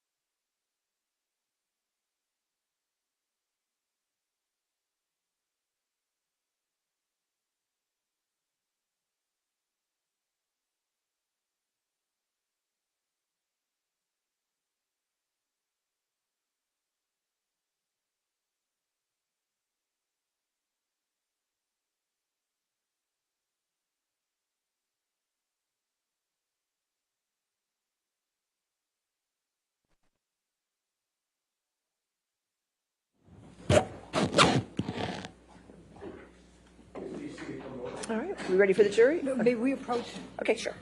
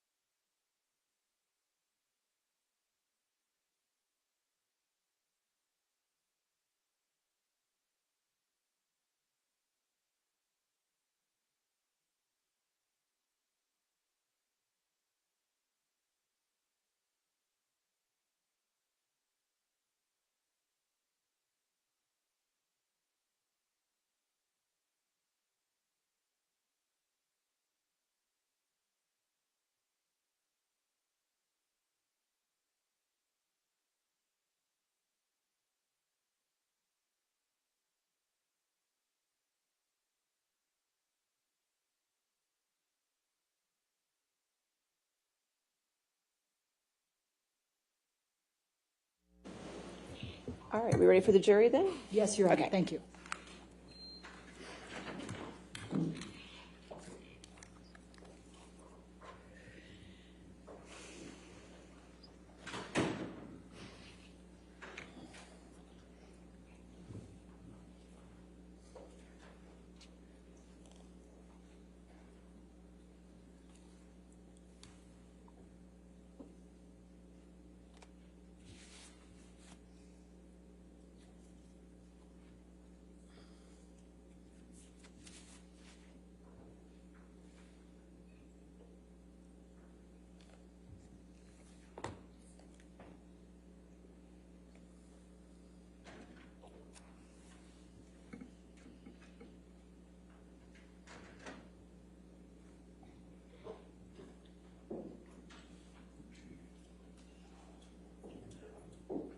All right, thank you. All right, see your next question.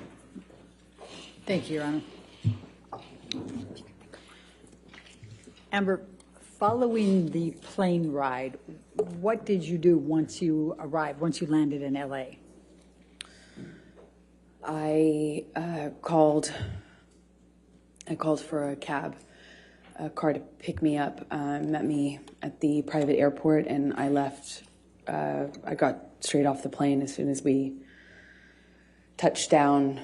Johnny had been saying what he would do to me once we got on the ground, and I didn't know how long this cycle would last, so I wanted to just get out of there. I went to a hotel and called my friends to join me, which was my coping strategy at the time. Okay. I'm going to ask you to take a look at Defendants 204.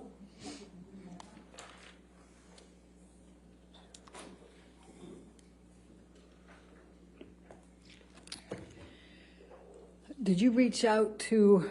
Objection, Your Honor, hearsay and bleeding.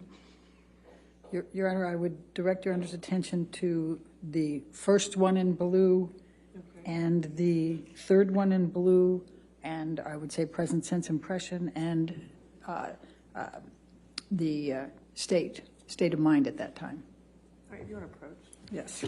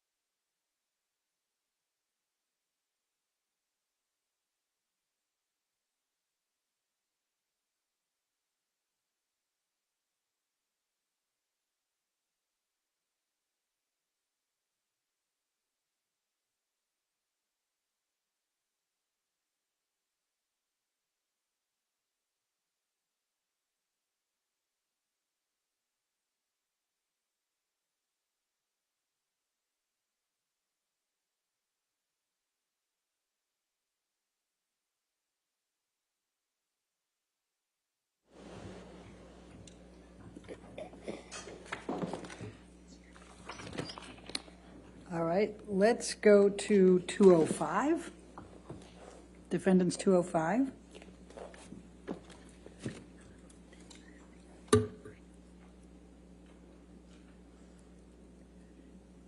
And this is a communication between you and Rocky Pennington, your best friend, is that correct? That's correct. Objection, hearsay.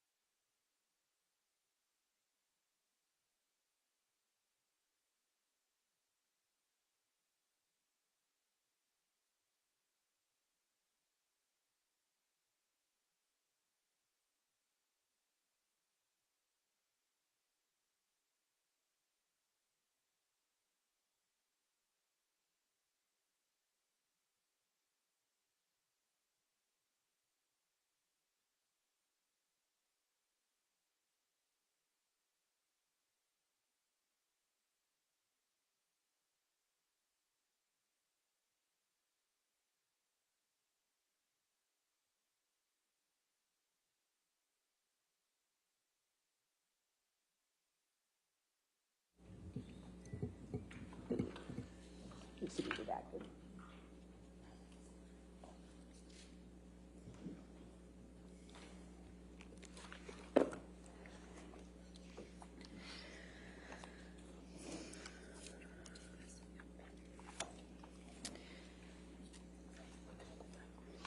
So 205 with redactions is in evidence. Thank you, Your Honor. May we publish to the jury? Thank you. It is. So, Rocky on this is Rocky Pennington, your best friend, is that correct? Yes, it is. Okay. And when did you send this communication to Rocky? Once I had touched down in LA, Okay. And you said, I'm not good. What did you mean by that? that I needed help, that I was scared. I was scared of what had just happened to me. I was scared of what was going to happen to me. I was scared if I left him. I was scared if I didn't. And I needed help. I just needed support. I didn't feel safe going home. I still had my place in Orange. He had keys. I was scared. Did you text your mother and your father about this incident? Objection, hearsay. If you want to, What, if any, communication did you have with your mother or your father following this incident? Objection, hearsay. sustain that objection. Let's go to defendants 222, and Your Honor, I suspect we're going to be back up at the All right, you want bench on to this one. approach? That's fine. Thank you.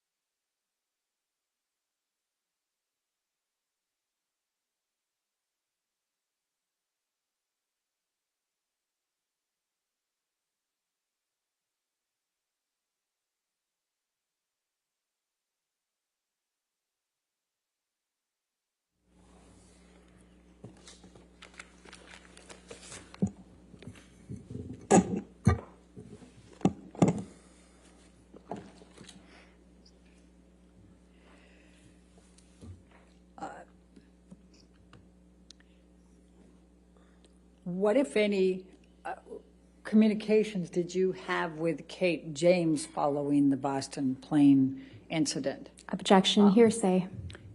Your Honor, if we go to 224, Okay.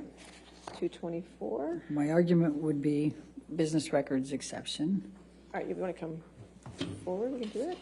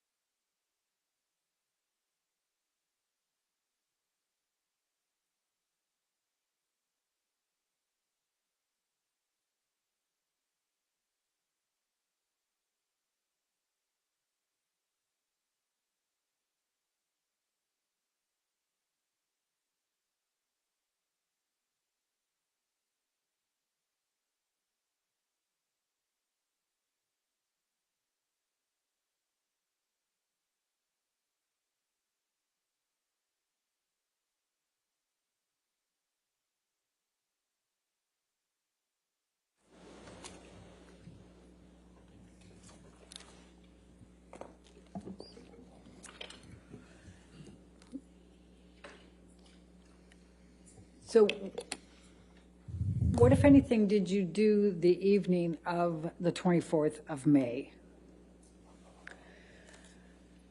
I reached out to friends and family, asked for support, Objection, hearsay. Sustained. and surrounded myself with them with that. What, if anything, did you do for Lily Rose's birthday? That's why we had gone back to LA. Johnny was sick after having passed out on the plane. So I took her to dinner. We went to Benihana's.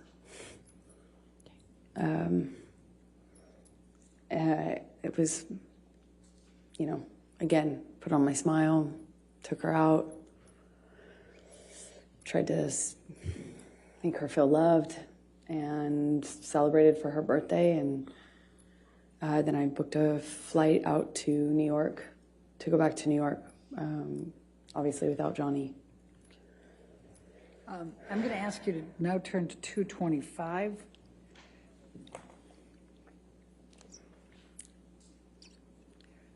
And Your Honor, I'm going to be referring to the last two blue spots on that page with the state of mind.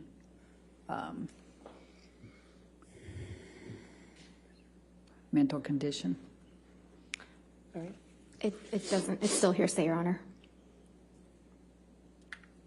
May we approach? Yeah, you want to approach?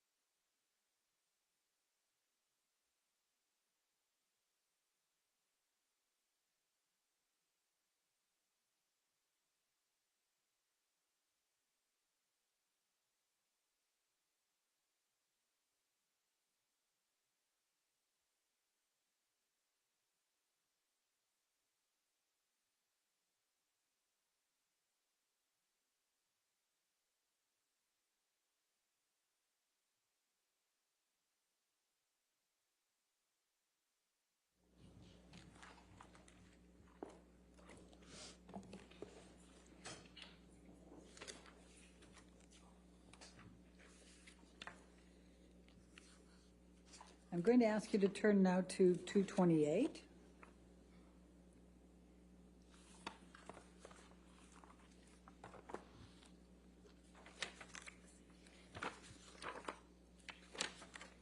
Your Honor, we're going to object on hearsay.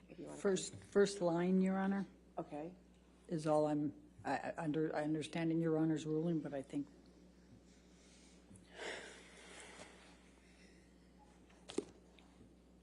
All right. If you want to come forward, that's fine.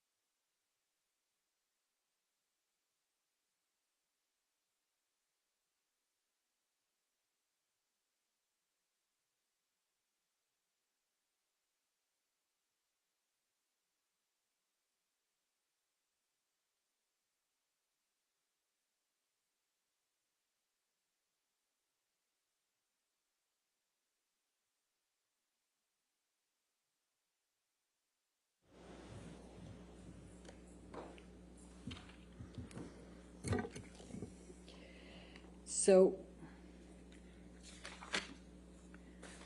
tell us please tell the jury what you did then over that night, the next day, and at the hotel.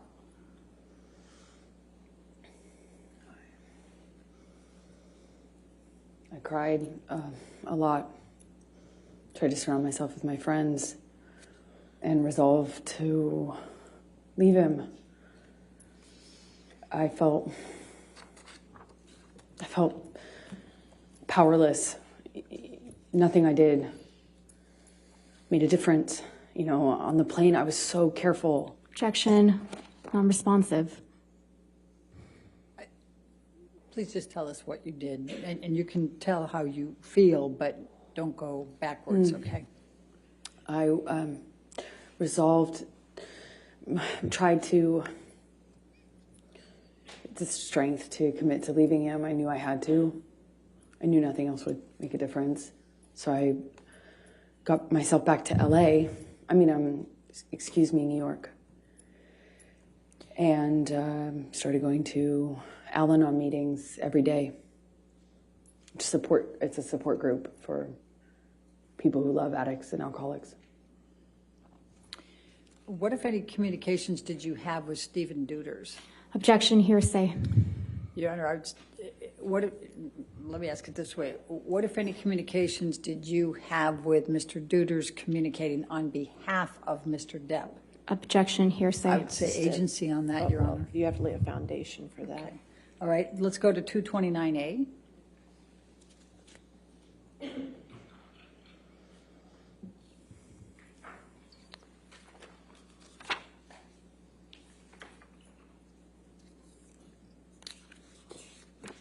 And could you, without saying what the content is, can you tell us who this text message is with?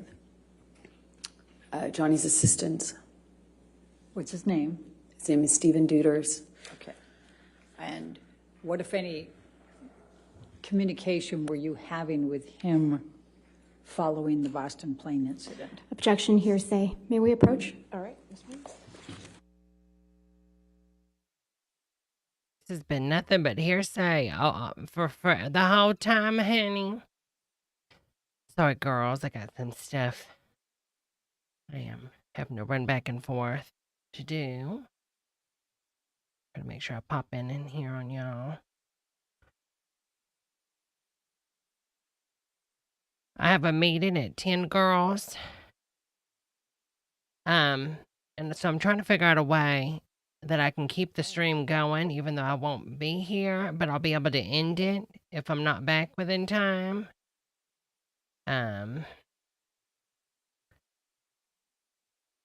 don't know. I don't know if at 10 I'm gonna end the stream, or I might keep it on.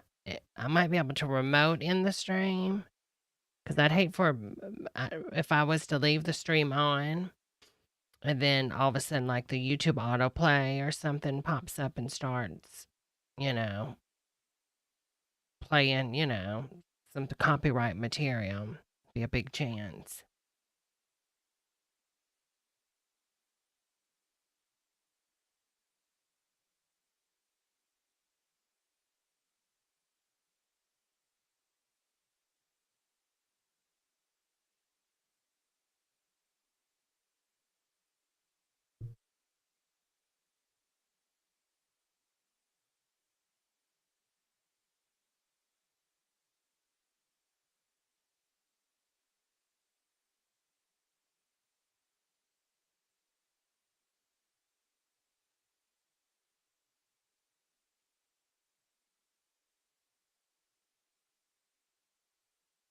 Totally, Marshall.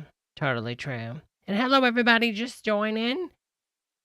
If you haven't hit that like button, I really appreciate it. I really enjoy doing this with you girls. I hate that I'm going to have to run.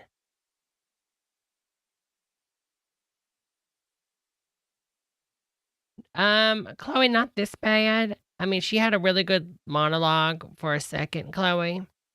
But this hearsay has been kind of bad.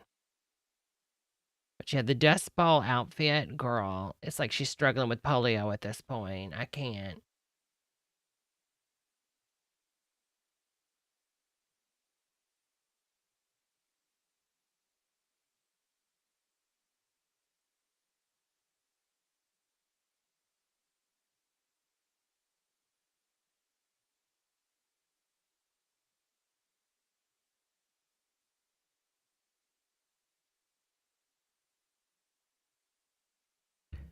No, she really had a monologue. I posted it to the channel. I made its own clip on the channel, girls.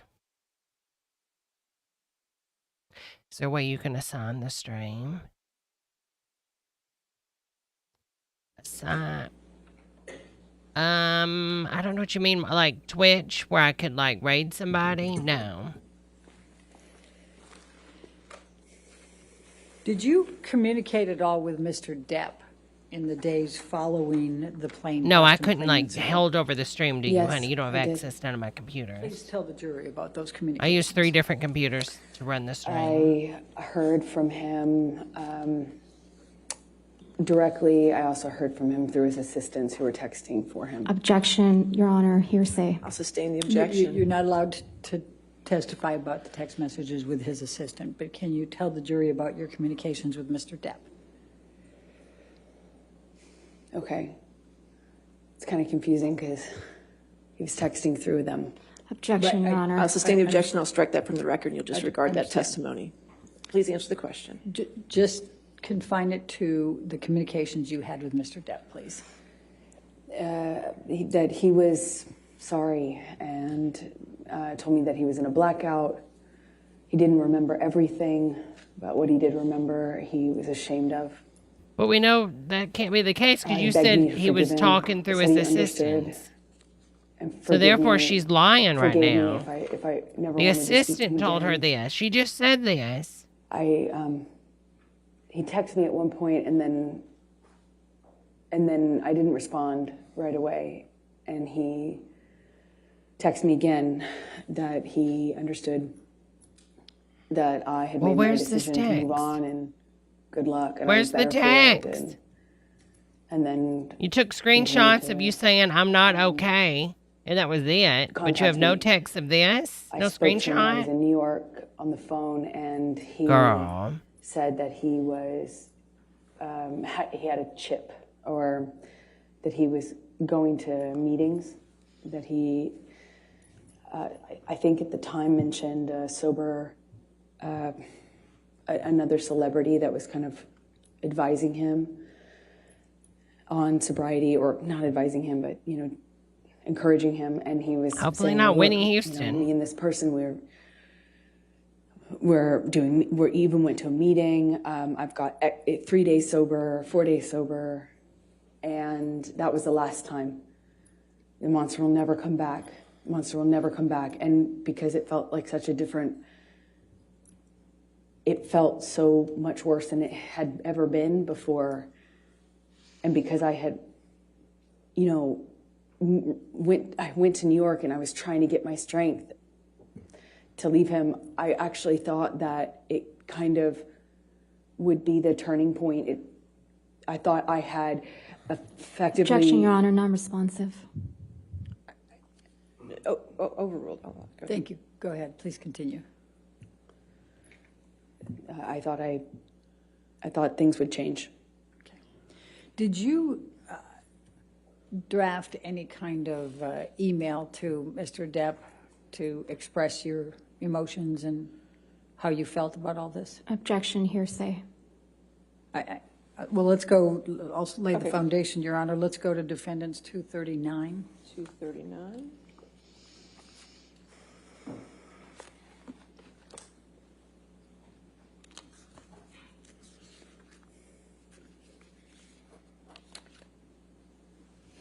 Objection, hearsay, Your Honor. And I would say both present sense impression and definitely state of mind, Your Honor. I'll sustain the objection. All right.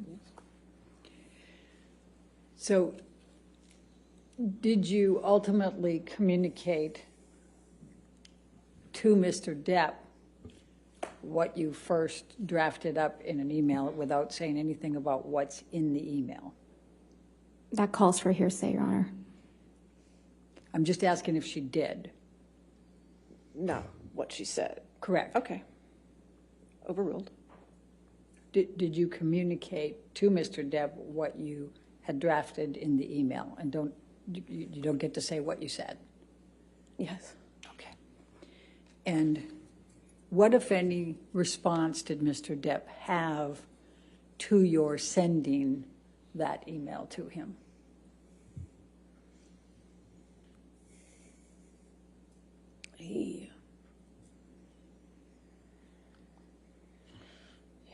He came to New York to fight for the relationship, for me, to prove that he was sober and he was committed to changing.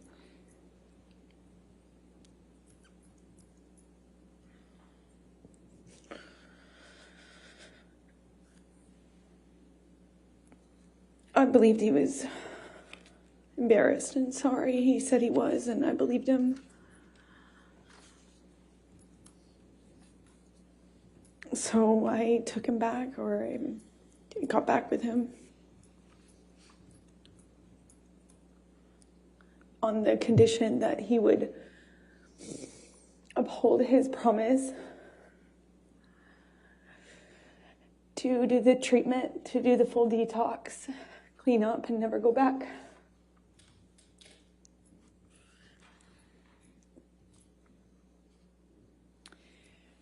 So I'm going to take you now up to the June through August 2014 time frame. And I think you testified earlier, and others have as well, that Mr. Depp brought in Dr. Kipper and his group, correct? Yes, he did. Could you please describe for the jury what those next few months were like?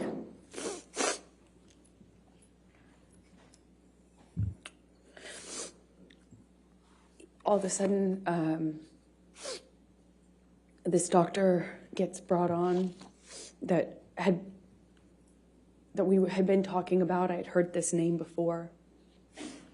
And all of a sudden, this doctor, Dr. Kipper, who apparently wrote a book on addiction and was this doctor was going to be the solution, the cure, and he got brought on board, and all of a sudden the plan was that this team would be involved in Johnny's recovery. So it felt real, it felt serious, I felt like protected. I had already by this point heard a million times, it seems like, promises to get clean and sober, but this felt like a change. And they were going to come to Boston and start working with Johnny, and the plan was to keep Johnny on the same level of drugs that he was on since he was filming. They needed him to finish filming the movie, so he was going to be maintained with his with prescription pills, including the painkillers. And the plan was he would obviously abstain from alcohol completely and all other drugs like weed and coke. And then when he finished filming, the plan was to do Objection, the full Your Honor, detox. hearsay. And lack of foundation. I don't understand what the objection, I don't think it is. I think she was just explaining the context there. I don't think she was saying Well, what because somebody the foundation, how she knew, but it's fine. How did you know that? I was involved in the conversations Okay. Please with the continue. doctors and with his sister. Objection, And Your Honor, nurse. that's still hearsay. All right, I'll Okay, sustain the that objection. That part is. So what happened next? As a result of these communications, without saying what the communications were?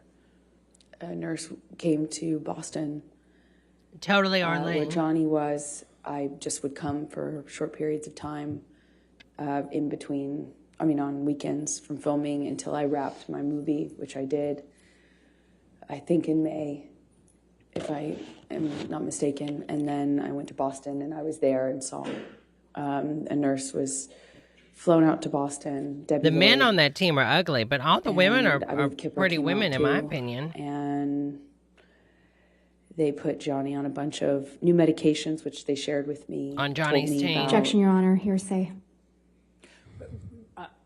We have And to then be that careful one about man what on other her team people is told gorgeous. you.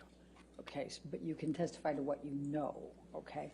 So what happened then? They prepped her for all this, but she's a narcissist. I saw his medications change. She does what she wants to do.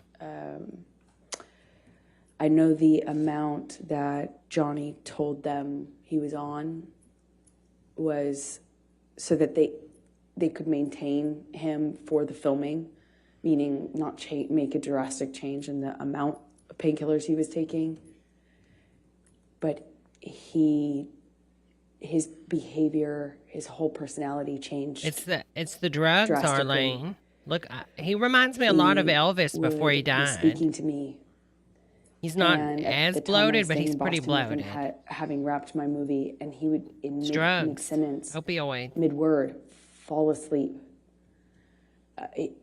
One time I was sitting across from him, and he would come in and out of sleep, being awake, or completely what appeared to be asleep Yeah. while talking to me, and he had a cigarette in his hand, and, Johnny constantly smoked. That's what I don't just understand. How did sat he the hit cigarette, her? as He fell could barely asleep keep while himself sleeping, lucid. down on his leg. They're hand-rolled cigarettes. They don't stay lit very long, thankfully. But, it was things like that, and I didn't understand it. Even though I Oh, had yes, you did. experience Girl, why does she lie at the stupidest use, things?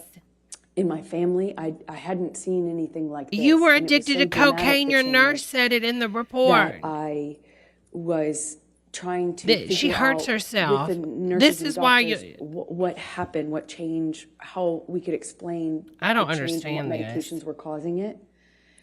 I I knew really there were don't. new medications involved. So, I was constantly worried and in communication. And Johnny's behavior got worse and worse, more of this passing out, nodding off, waking up in the middle of the night, screaming, waking up in the middle of the night, sometimes crying. And the emotions would change from one to the next. Like by the second, I remember we were on a long weekend when he was filming in Boston, and we went to this like a resort retreat hotel, and you know, he was just bawling. You know, it broke my heart. There was just a lot of changes, and I really didn't know.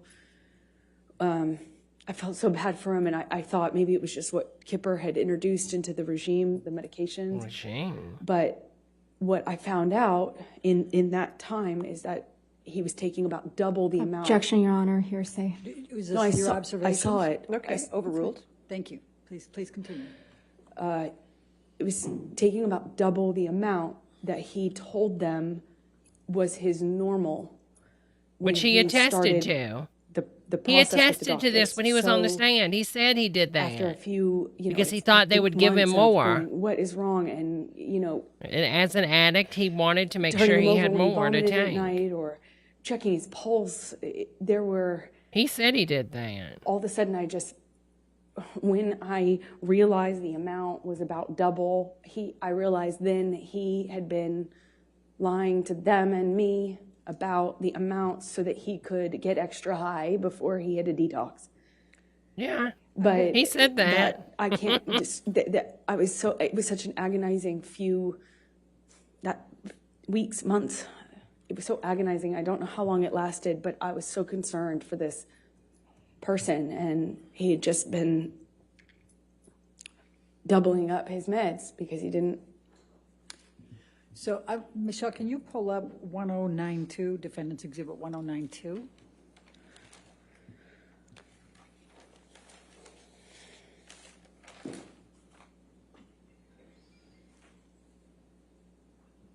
Amber, did you take this picture of Mr. Depp? I did. Your And Honor, why? I move the admission of Defendant's Exhibit 1092. All right, any objection? No objection. All right, 1092 in evidence. You can publish. Thank you. And can you describe what's depicted here and why you took this picture? This was during that time when the prescriptions that he was on in the doubling up of the opiates got so bad that he was like this just throughout the day, off and on, and then he would take Adderall and he'd be really animated and ready to go, and then it would be this again. You and took it was so Adderall. You made a erratic and movie so- called it. It changed so quickly, and I naively now really did not understand what was going on. Oh, my God. I deeply cared about You don't know humans' what's going well-being. on. We live in a country where everybody's And taking opioids, but it you had was no very confusing idea. and scary. Never heard of it before. Never heard of addiction. So You there did a come movie about time drugs, then but you have that no Mr. idea. Depp went into detox? She loved For the Adderall Diary. Roxycontin. She said that was her favorite role. She wanted to take Roxycodone, that. She whatever. really understood the character, but she has no idea about Yes, addiction now. When he finished filming, the plan was to do the detox, and that's what we did. And when was that? That would have been early August of 2014, I believe. I think she we got in left. this We were relationship. there for, I think, a week to 10 days. She didn't 8 realize and how 18. bad he was addicted to drugs. Decided, you know what, we And don't have a heard some prenup. testimony I'm going to about take this, but photos can so you I please can get describe to the him jury what took in a place position during where this detox we on get the divorced and I get Bahama Islands, paid. in August 2014. They fought it. It was for the first few She days. got pissed Okay. and added to Peaceful. it. And that's what I the- believe. The nurse, and then later nurse and doctor were staying on a different part of the island. A few minutes drive by She said, ATV, shit, this like ain't for 10, me. 15-minute. Him being high all the time. By This one of ain't those for me. ATV I vehicles. totally agree with that. But we Agree with communicated that. via walkie-talkie and She said, occasionally "How through since text. with her personality, And, what can I get out of it was this?" it was okay at first, and then the behavior. Exactly, Marshall. then it Never just thought really he'd wasn't fight back, okay. and he did. It was up. So what else down, could he'd she be mad at do? me. Then he was Capitalize wanting on a the hug. Me Too movement. He cried a lot, and then he, wanted to have sex a lot, which is just not like Johnny at all. And it was just like that. It Thank was you just so up, much, down, mood, YouTube. and it felt like I constantly was catering to the mood, that whatever he was going through at the time. I was just trying to adapt and kind of Thank you roll so with it much. and provide support. I was taking his blood pressure. I was on a schedule and constant communication with the nurses about delivering the meds, giving him his meds at a certain time. He had a nurse. You had a I was nurse. just trying to take care of him. And a few days in, That's why she's dressed like House on the Prairie. She's trying to act like she was the take care of. Erratic behavior, up and down, to just really down or mad. He would burst into anger at me, yelling at me. I crossed the table. I walked away from it at the table. I crossed the table in a certain way, and he screamed at me about that and tried to overturn this table. Luckily, it was bolted down to the deck, but I remember him shaking it and screaming. And at a different point, he was really calm and sweet and thanking me. And then another, he. Again, I don't think this was easy on It looked her. like he was balancing out, and we had a conversation. I think and she he did was not saying realize he what wanted she to got quit, into. I'm telling you, girls. quit And she the just lied detox, through the and rest. He couldn't do it anymore, and I was trying to find the language to encourage him. I was trying to remind him how much he wanted that, how much he had told me he wanted that, how much I was reminding him, he told me all the time, I saved his life, and he wouldn't be doing this without me. And I was telling him these things, and at one point in our conversations, I told him about how... Objection, Your Honor, hearsay. Please try to continue without what you said, please. I said something to him, and he got so angry at me, he slapped me across the face. But he did it, while crying. It was the weirdest thing. He was crying, saying no woman had ever embarrassed him like that. No woman had ever made him feel like that. I heard that for the rest of the trip, too, just on repeat. And I felt bad. You better be glad he didn't get with me. Still feel bad. But, I didn't want to make him feel embarrassed. That's not what I wanted to do. It just was over my head. I don't know how to detox someone. I don't know how to help them through that. And I shouldn't have been there. I don't... Why were you there? Because he asked me to. And I didn't know that was a phenomenally dumb idea. I don't know why anyone... You know what's funny? The only time we the truly heard her doctors and cry, nurses didn't tell me not and to. when she's crying, was when she was on the phone call with him that was had being no recorded, idea where she what that said, was gonna I look don't like know or how to be get my like. reputation back. We're on an I island. don't know how to I'm get my trying to take care of him, and he's reputation back. hallucinating, Because it was and about her, Objection, and she Your Honor, really cared responsive. about it. She don't give a flying F about screaming at this. me And it for things reads that I said that I way. I hadn't said anything. I would tell him, Johnny, Objection, Your Honor, hearsay. Well, I think in the context, Your Honor, it's not offered to prove the truth of the matter asserted. What's it for? It's just telling the context of, I'll sustain the objection. Thank you. please continue and just say what he says and what he did and what your observations were. he was accusing me of having a man in the house with me. We were in a single, in a cabin. It's basically one room with a closet and a bathroom. I mean, there's nowhere to hide, really. I mean, there's a closet and a bathroom. And he, at one point, told me that I was hiding somebody in the house. That's not true, because look at R. Kelly. R. Another Kelly point, stayed in the he damn was closet in that communicating with film for someone over not in the 9 damn room. hours. Don't you tell me somebody can't be in the closet that long. Look at Tom Would yell at Cruise, me and then yell at John someone else who wasn't Travolta, there. Clay Aiken. And I tried to ask for what I should do. I didn't know what to do. It was terrifying and strange. The whole week was... So after you left Bahamas and finished with the detox there, where did you go from there?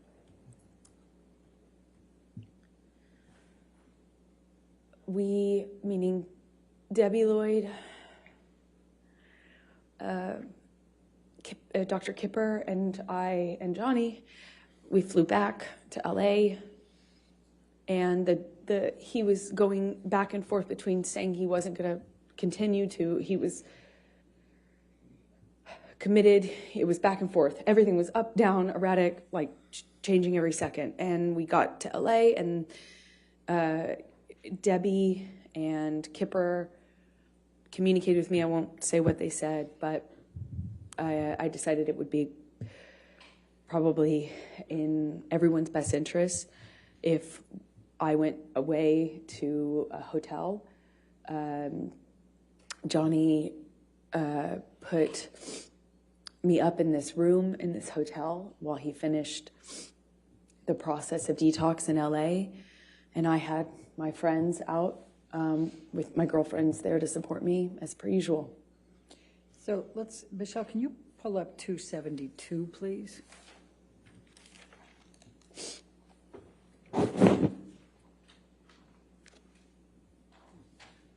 And after you both returned to LA, did Mr. Depp communicate with you by text while you were apart, while he was finishing the detox? Yes, he did. Your Honor, I'd like to move the admission of 272. Any Defendant's objection? Yes, Your Honor, to the first message. Excuse me, Your Honor, to the You second. mean the response?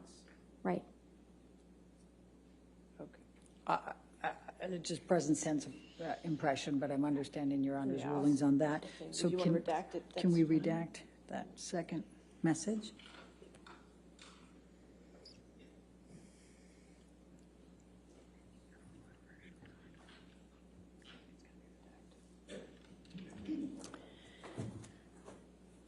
All right, Your Honor, All right. Any objection to 272 redacted?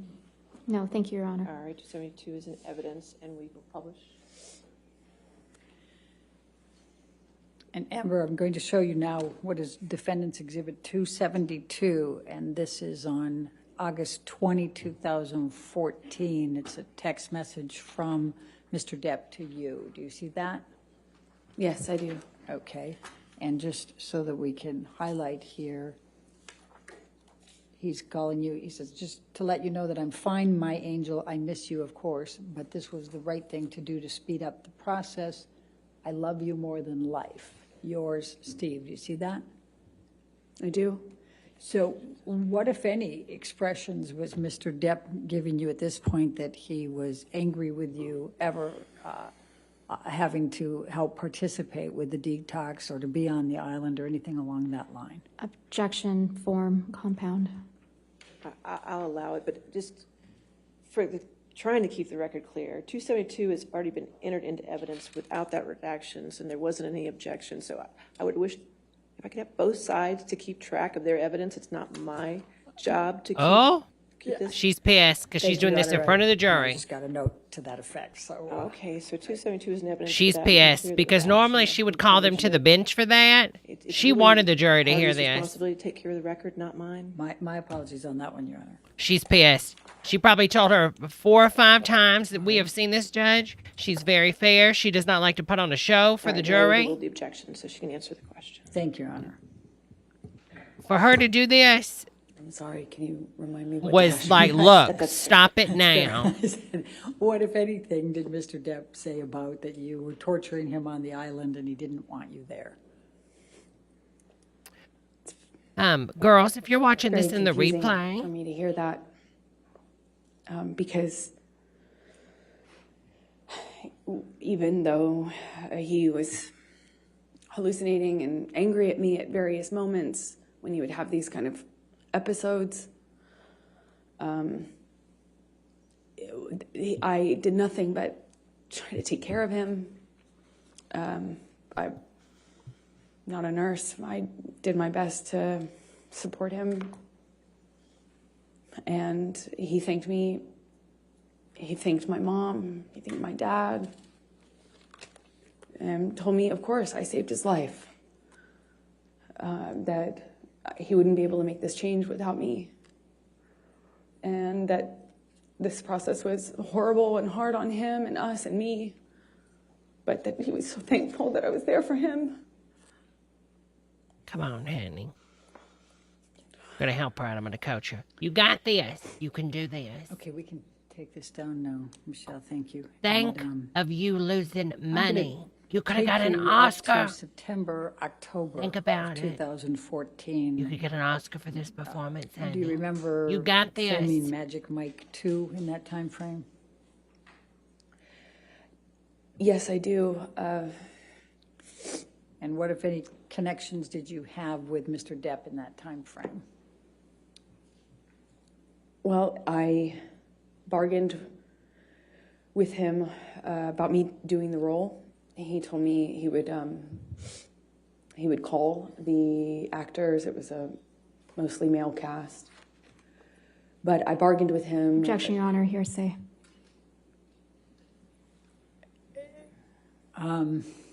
Twilight color palette. Don't say what you said, just say what he said, okay?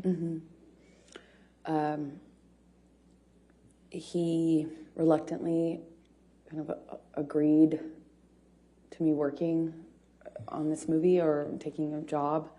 He was filming a different movie in London at the time. I wasn't going to play a sexualized character. I wore no makeup. Oh, totally, or Chloe. minimal makeup in the movie. That sounds very valuable. No sexy clothing. Not viable. Uh-oh. She didn't like my Twilight edit. Uh-oh. Hope the stream didn't go down. Girl. All because I put it on the Twilight theme. Hold on, girls. I'm going to refresh the stream. There we go. I wish they would have approved me for my own stream. I don't know why they didn't. I told them I was a YouTuber. To turn to Michelle. Can you bring up 310, please? Defendants 310.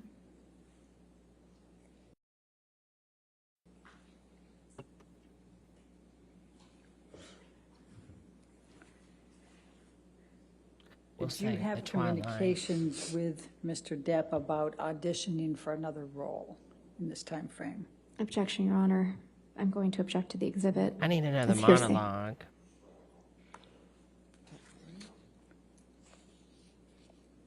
I'm not sure who's in the text exchange. It is a text exchange, Your Honor, so, but the green is Mr. Depp. And the one I'm most focused on is on the second page, Your Honor, the top. The green bubble on the second page? Yes. All right, so just that text? Based on Your Honor's rulings, yes. Any objection to that text? No, thank you, Your Okay, Honor. if we can get that redacted.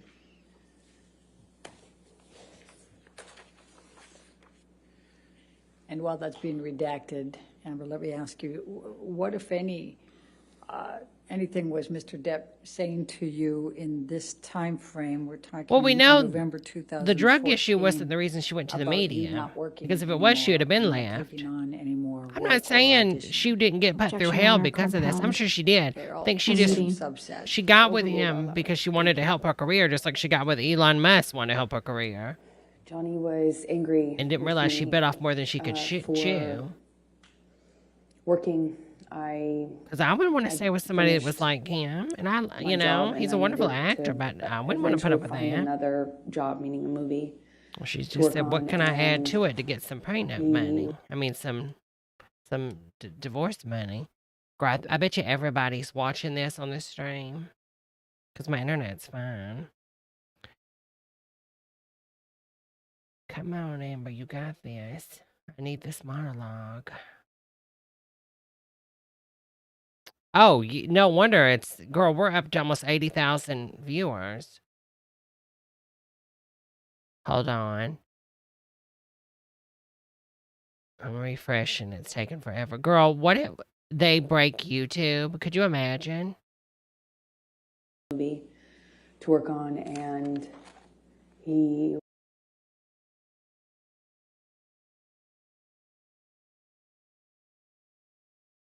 Come on.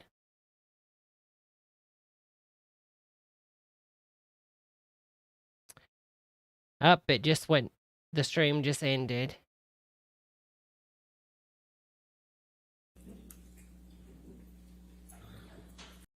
Crap. movie There we to work go. They on, restarted and it. he Nope. Stream ended. Everybody's freaking out about It's too many people. There it goes. They restarted it.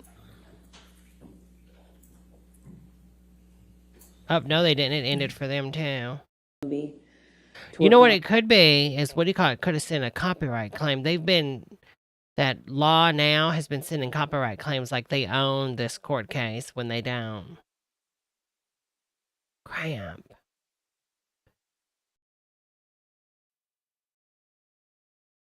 Let's see.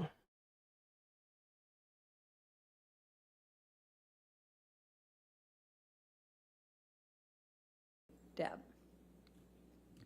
Yes, it's a text. Your Honor, I'm going to move for the admission It's of... in evidence, 310. Oh, okay. It's Oh, evidence with thank you. redactions, so I published it. Please tell the jury about this text and the context. This was Johnny's response to me apologizing for having an audition. Thank you. All right, now I'm going to stay in November of 2014.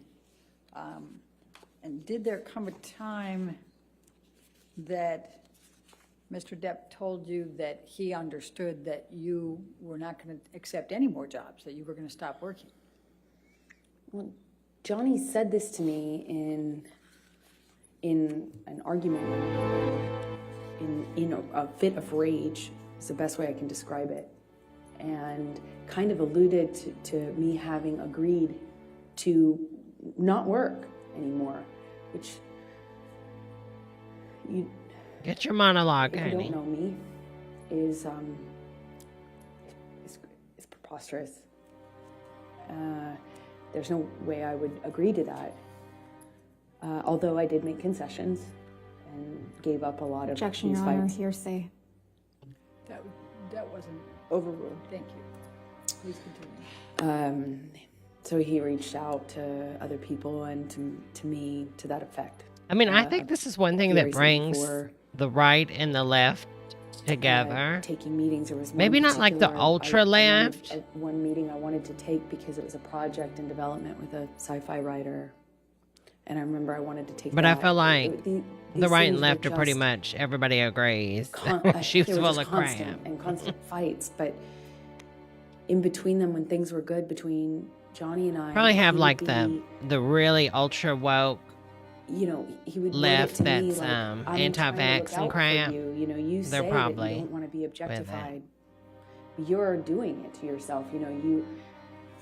But at first it was because I dressed a certain way or had sex scenes, and then it just got more narrow and more narrow and more narrow what I could do without being the blame for why the industry, Hollywood, the entertainment industry was putting me in a box and objectifying me. So it became my fault. I mean, I believed it. You know, I believed it. I adopted a lot of these changes myself, not because Johnny, you know, said you have to do it this way, but because of all the other things that he said and did, I eventually found myself making decisions about my own career, about how I dressed, about how I wore my hair, how I presented, where my eyes she has were got cast this when I walked into the monologue. room. And I believe those were my own decisions. Amber, did there come a time in November of 2014 that you engaged in some couples counseling with Dr. Cowan and you and Mr. Depp? We attempted to. I had stopped seeing my therapist at the in 2014. I couldn't sustain seeing her and be in the relationship with Johnny, and I chose Johnny. Eventually, Dr. Kipper introduced me to his close friend, Dr. Cowan. And I met with Dr. Cowan and agreed to let them share communication about my care, my treatment, both what I said to Cowan and what I said to Dr. Kipper, who had become my physician as well. He also put a nurse on me that would be my travel companion, and that travel companion would keep tabs on me and report to Dr. Kipper, who reported everything off the table on his way out and rolled a joint in the bathroom before storming out of the office, slamming the door. All right, so I'm going to take you up to December of 2014, and specifically December 17, 2014. And I'm going to ask you to take what, if anything, do you recall of an incident with Mr. Depp relating to Clive Barker? He was the sci-fi writer that I liked. Well, fantasy sci-fi writer. I kind of had a dream project based on a book that I loved of this author. He's just a weirdo genius, artist, writer. And I had a meeting with him through another director. He was mad that I was taking the meeting at this man's house, but the man was very ill, like terminally ill, and not able to leave his bed or his home. He was under home care and very ill. And the person who was introducing us, Girl, the stream is having major issues. I think there's so many people covering this and streaming it. YouTube is having some issues. At first, it was that he was concerned about my safety, and I thought that was sweet. And there is something that's I thought was sweet and romantic about that, but combined with the drinking, it was not very long before I was being accused of full on having this other plan to sleep with the writer in order to get this part that I was already being, basically offered to develop. And it was just this, he switched from he was accusing me of having this ulterior motive with this director, the director having it with me, then with this writer. And the important thing I can try to get across in this moment is that nothing I said, no amount of explaining, apologizing, accepting, not accepting, agreeing to not go, nothing worked. Nothing changed.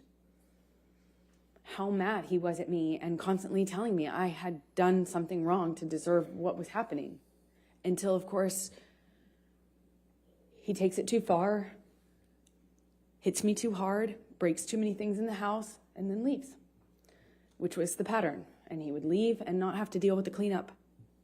He never had to deal with the cleanup. He never had to deal with the destruction or see me or the house that he had destroyed. He never had to deal with my face the next day. He would just go. I called it splitting. You just split. And eventually I'd get an apology of some kind, or I would get an offer to have him come over. He would offer to come over and talk or give me my peace or give me my goodbye. And in many ways, I found myself accepting that, knowing it was kind of false pretense, because I too wanted to resolve it. I didn't want him to think I was sleeping with this sci-fi writer. I didn't want him to think that I was this slut he said I was all the time. I mean, part of me really wanted to believe that he didn't mean those things, and I wanted to get to that part of him that would tell me he didn't mean what he said and that he was acting this way because he was messed up, and the cycle would repeat, I suppose. Was there any physical violence on or around December 17, 2014? Yes is the answer to your question. I don't really remember what happened in that fight. I remember more afterwards. I remember how apologetic he was for it. I remember him telling me he took it too far. I remember him saying he'd never do it again. And I remember wanting to get to Christmas. Christmases are hard, probably for everyone. And I remember it was close enough to Christmas that I was tired. And I wanted to be in a I wanted to be in a kind, gentle, peaceful state for Christmas. I didn't want to go through a breakup at this time. I didn't want to, that's what I remember of that time. Let's bring up Defendant's Exhibit 321, Michelle.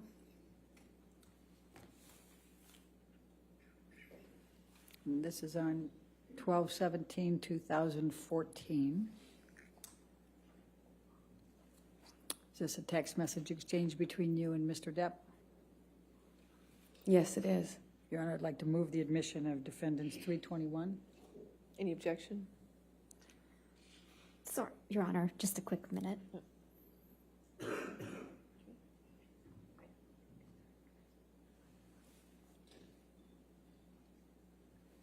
Your Honor, no objection. All right, 321 in evidence. You can publish it, please. Yeah, I don't see.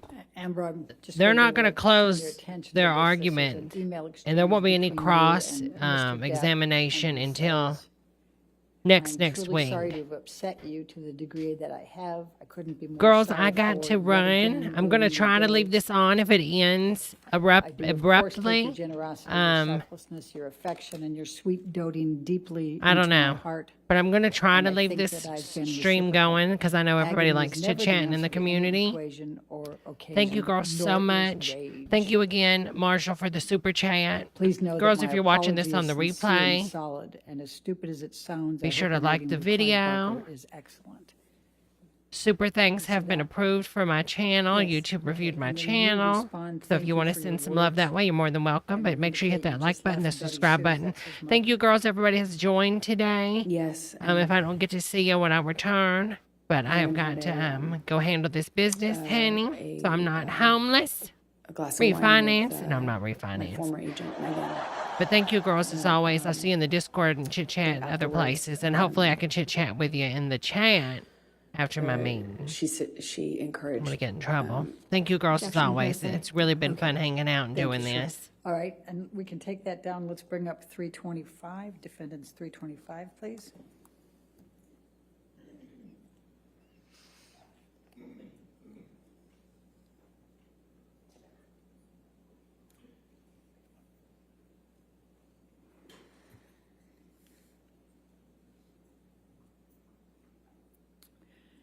And this is an email exchange the following day, 12/18/2014, is that correct?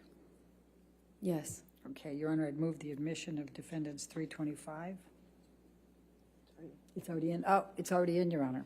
My apologies. We'll get that figured out at lunch. With what redaction? It's already in, It's so. been in evidence. Does anybody over there have the list of evidence that's already in evidence? Yes. Okay, we're making sure. Ours indicates it is. It's in. It's in evidence. Without redactions, Your Honor? It is, it was redacted. I don't know what Well, it was redacted to. The redactions don't. Is that's how it is in evidence, Mr. Murphy? We can check, we'll check our copy. Thank you.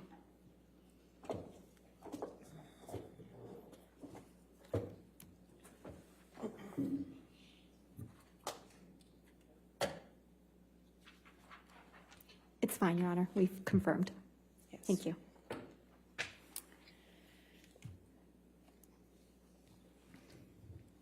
All right, right. it can be published. Thank you. That's-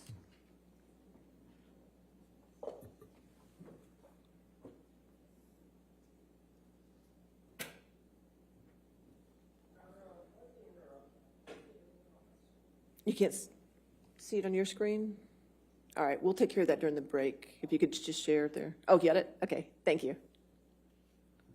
All right, go ahead. Okay, thank you. So this is from Mr. Depp, right? Says, it's a way, I've let it go too far, went too far. Do you see that? Yes, I do. I always regret it when I jump, or worse, when you jump. I don't want to be conditioned to continue that behavior. Therefore, I'll put in heavy work with shrink. What is your understanding of what he's referring to with shrink? Psychologist. Objection calls for speculation. Did you have an understanding of what he meant? Yes, I knew exactly what he meant. And what did he mean? Shrank is shrink. What did he call shrink? Johnny called shrinks, meaning of psychologists, therapists, shrank. Okay. I'm sorry for being less, for your disappointment in me. For my behavior, I'm a fucking savage. You see that? Yes. All right. Gonna lose that, gonna lose that. The devil is all around, right? Now, you respond to this, and of course, before you go there, and he says, I am well aware I should have been bigger at the moment and that it will never again manifest in negative experiences. It can be done. What a killer concept to visualize. Do you see that? Yes, I do. And you respond, I love you, I miss you already, correct? That's right. Right. And what, if anything, is that consistent with the cycle that you have described? Well, the language he used after particularly violent episodes was savage, monster, devil. And so we ended up both calling his other side, the side of Johnny that would do and say unbelievably horrible things. It was very different from the other Johnny. That was, in my opinion, exact opposite. And this is typical of the apologies that I would get when he took it too far physically. I was encouraged because I thought it meant he understood that he could really hurt me. Sometimes I didn't think he understood how much he could hurt me. Physically, I mean. So after this, I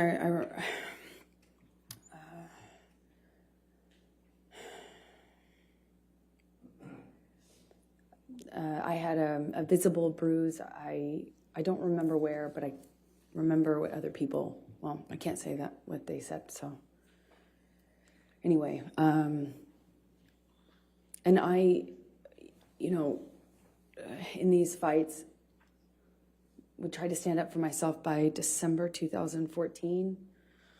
I was pushing back. I'd push him off of me. I'd try to hit his hands away.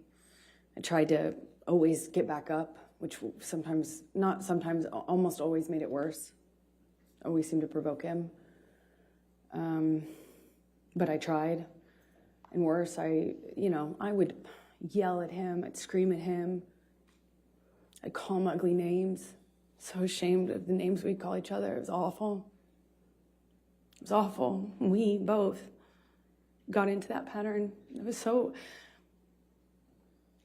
I felt so angry that this was happening to me, and it just felt so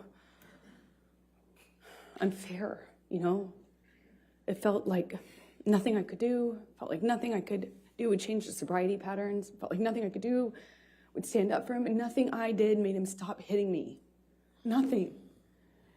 So, I tried for over a year, maybe two, of just not responding physically, not responding verbally, just staring at him. I tried to freeze. I tried to go to a different place. I would try then lashing out verbally. I would try to threaten that if he hit me again, that I would call the police. The police were called several times, but I tried to do everything. I even threatened to leave him, and tried to leave him, and nothing was working.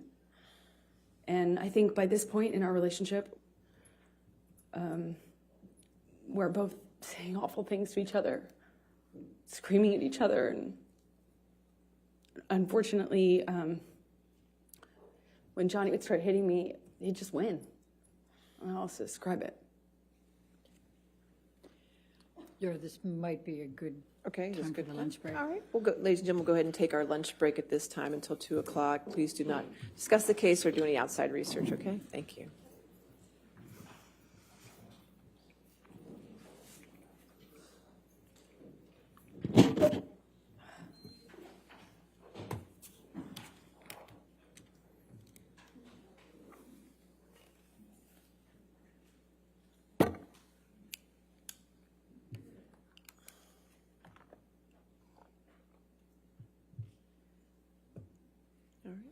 And again, ma'am, just don't discuss your testimony with anybody this time, okay? All right, thank you. So 2 o'clock? All right, Thank you, Your Honor.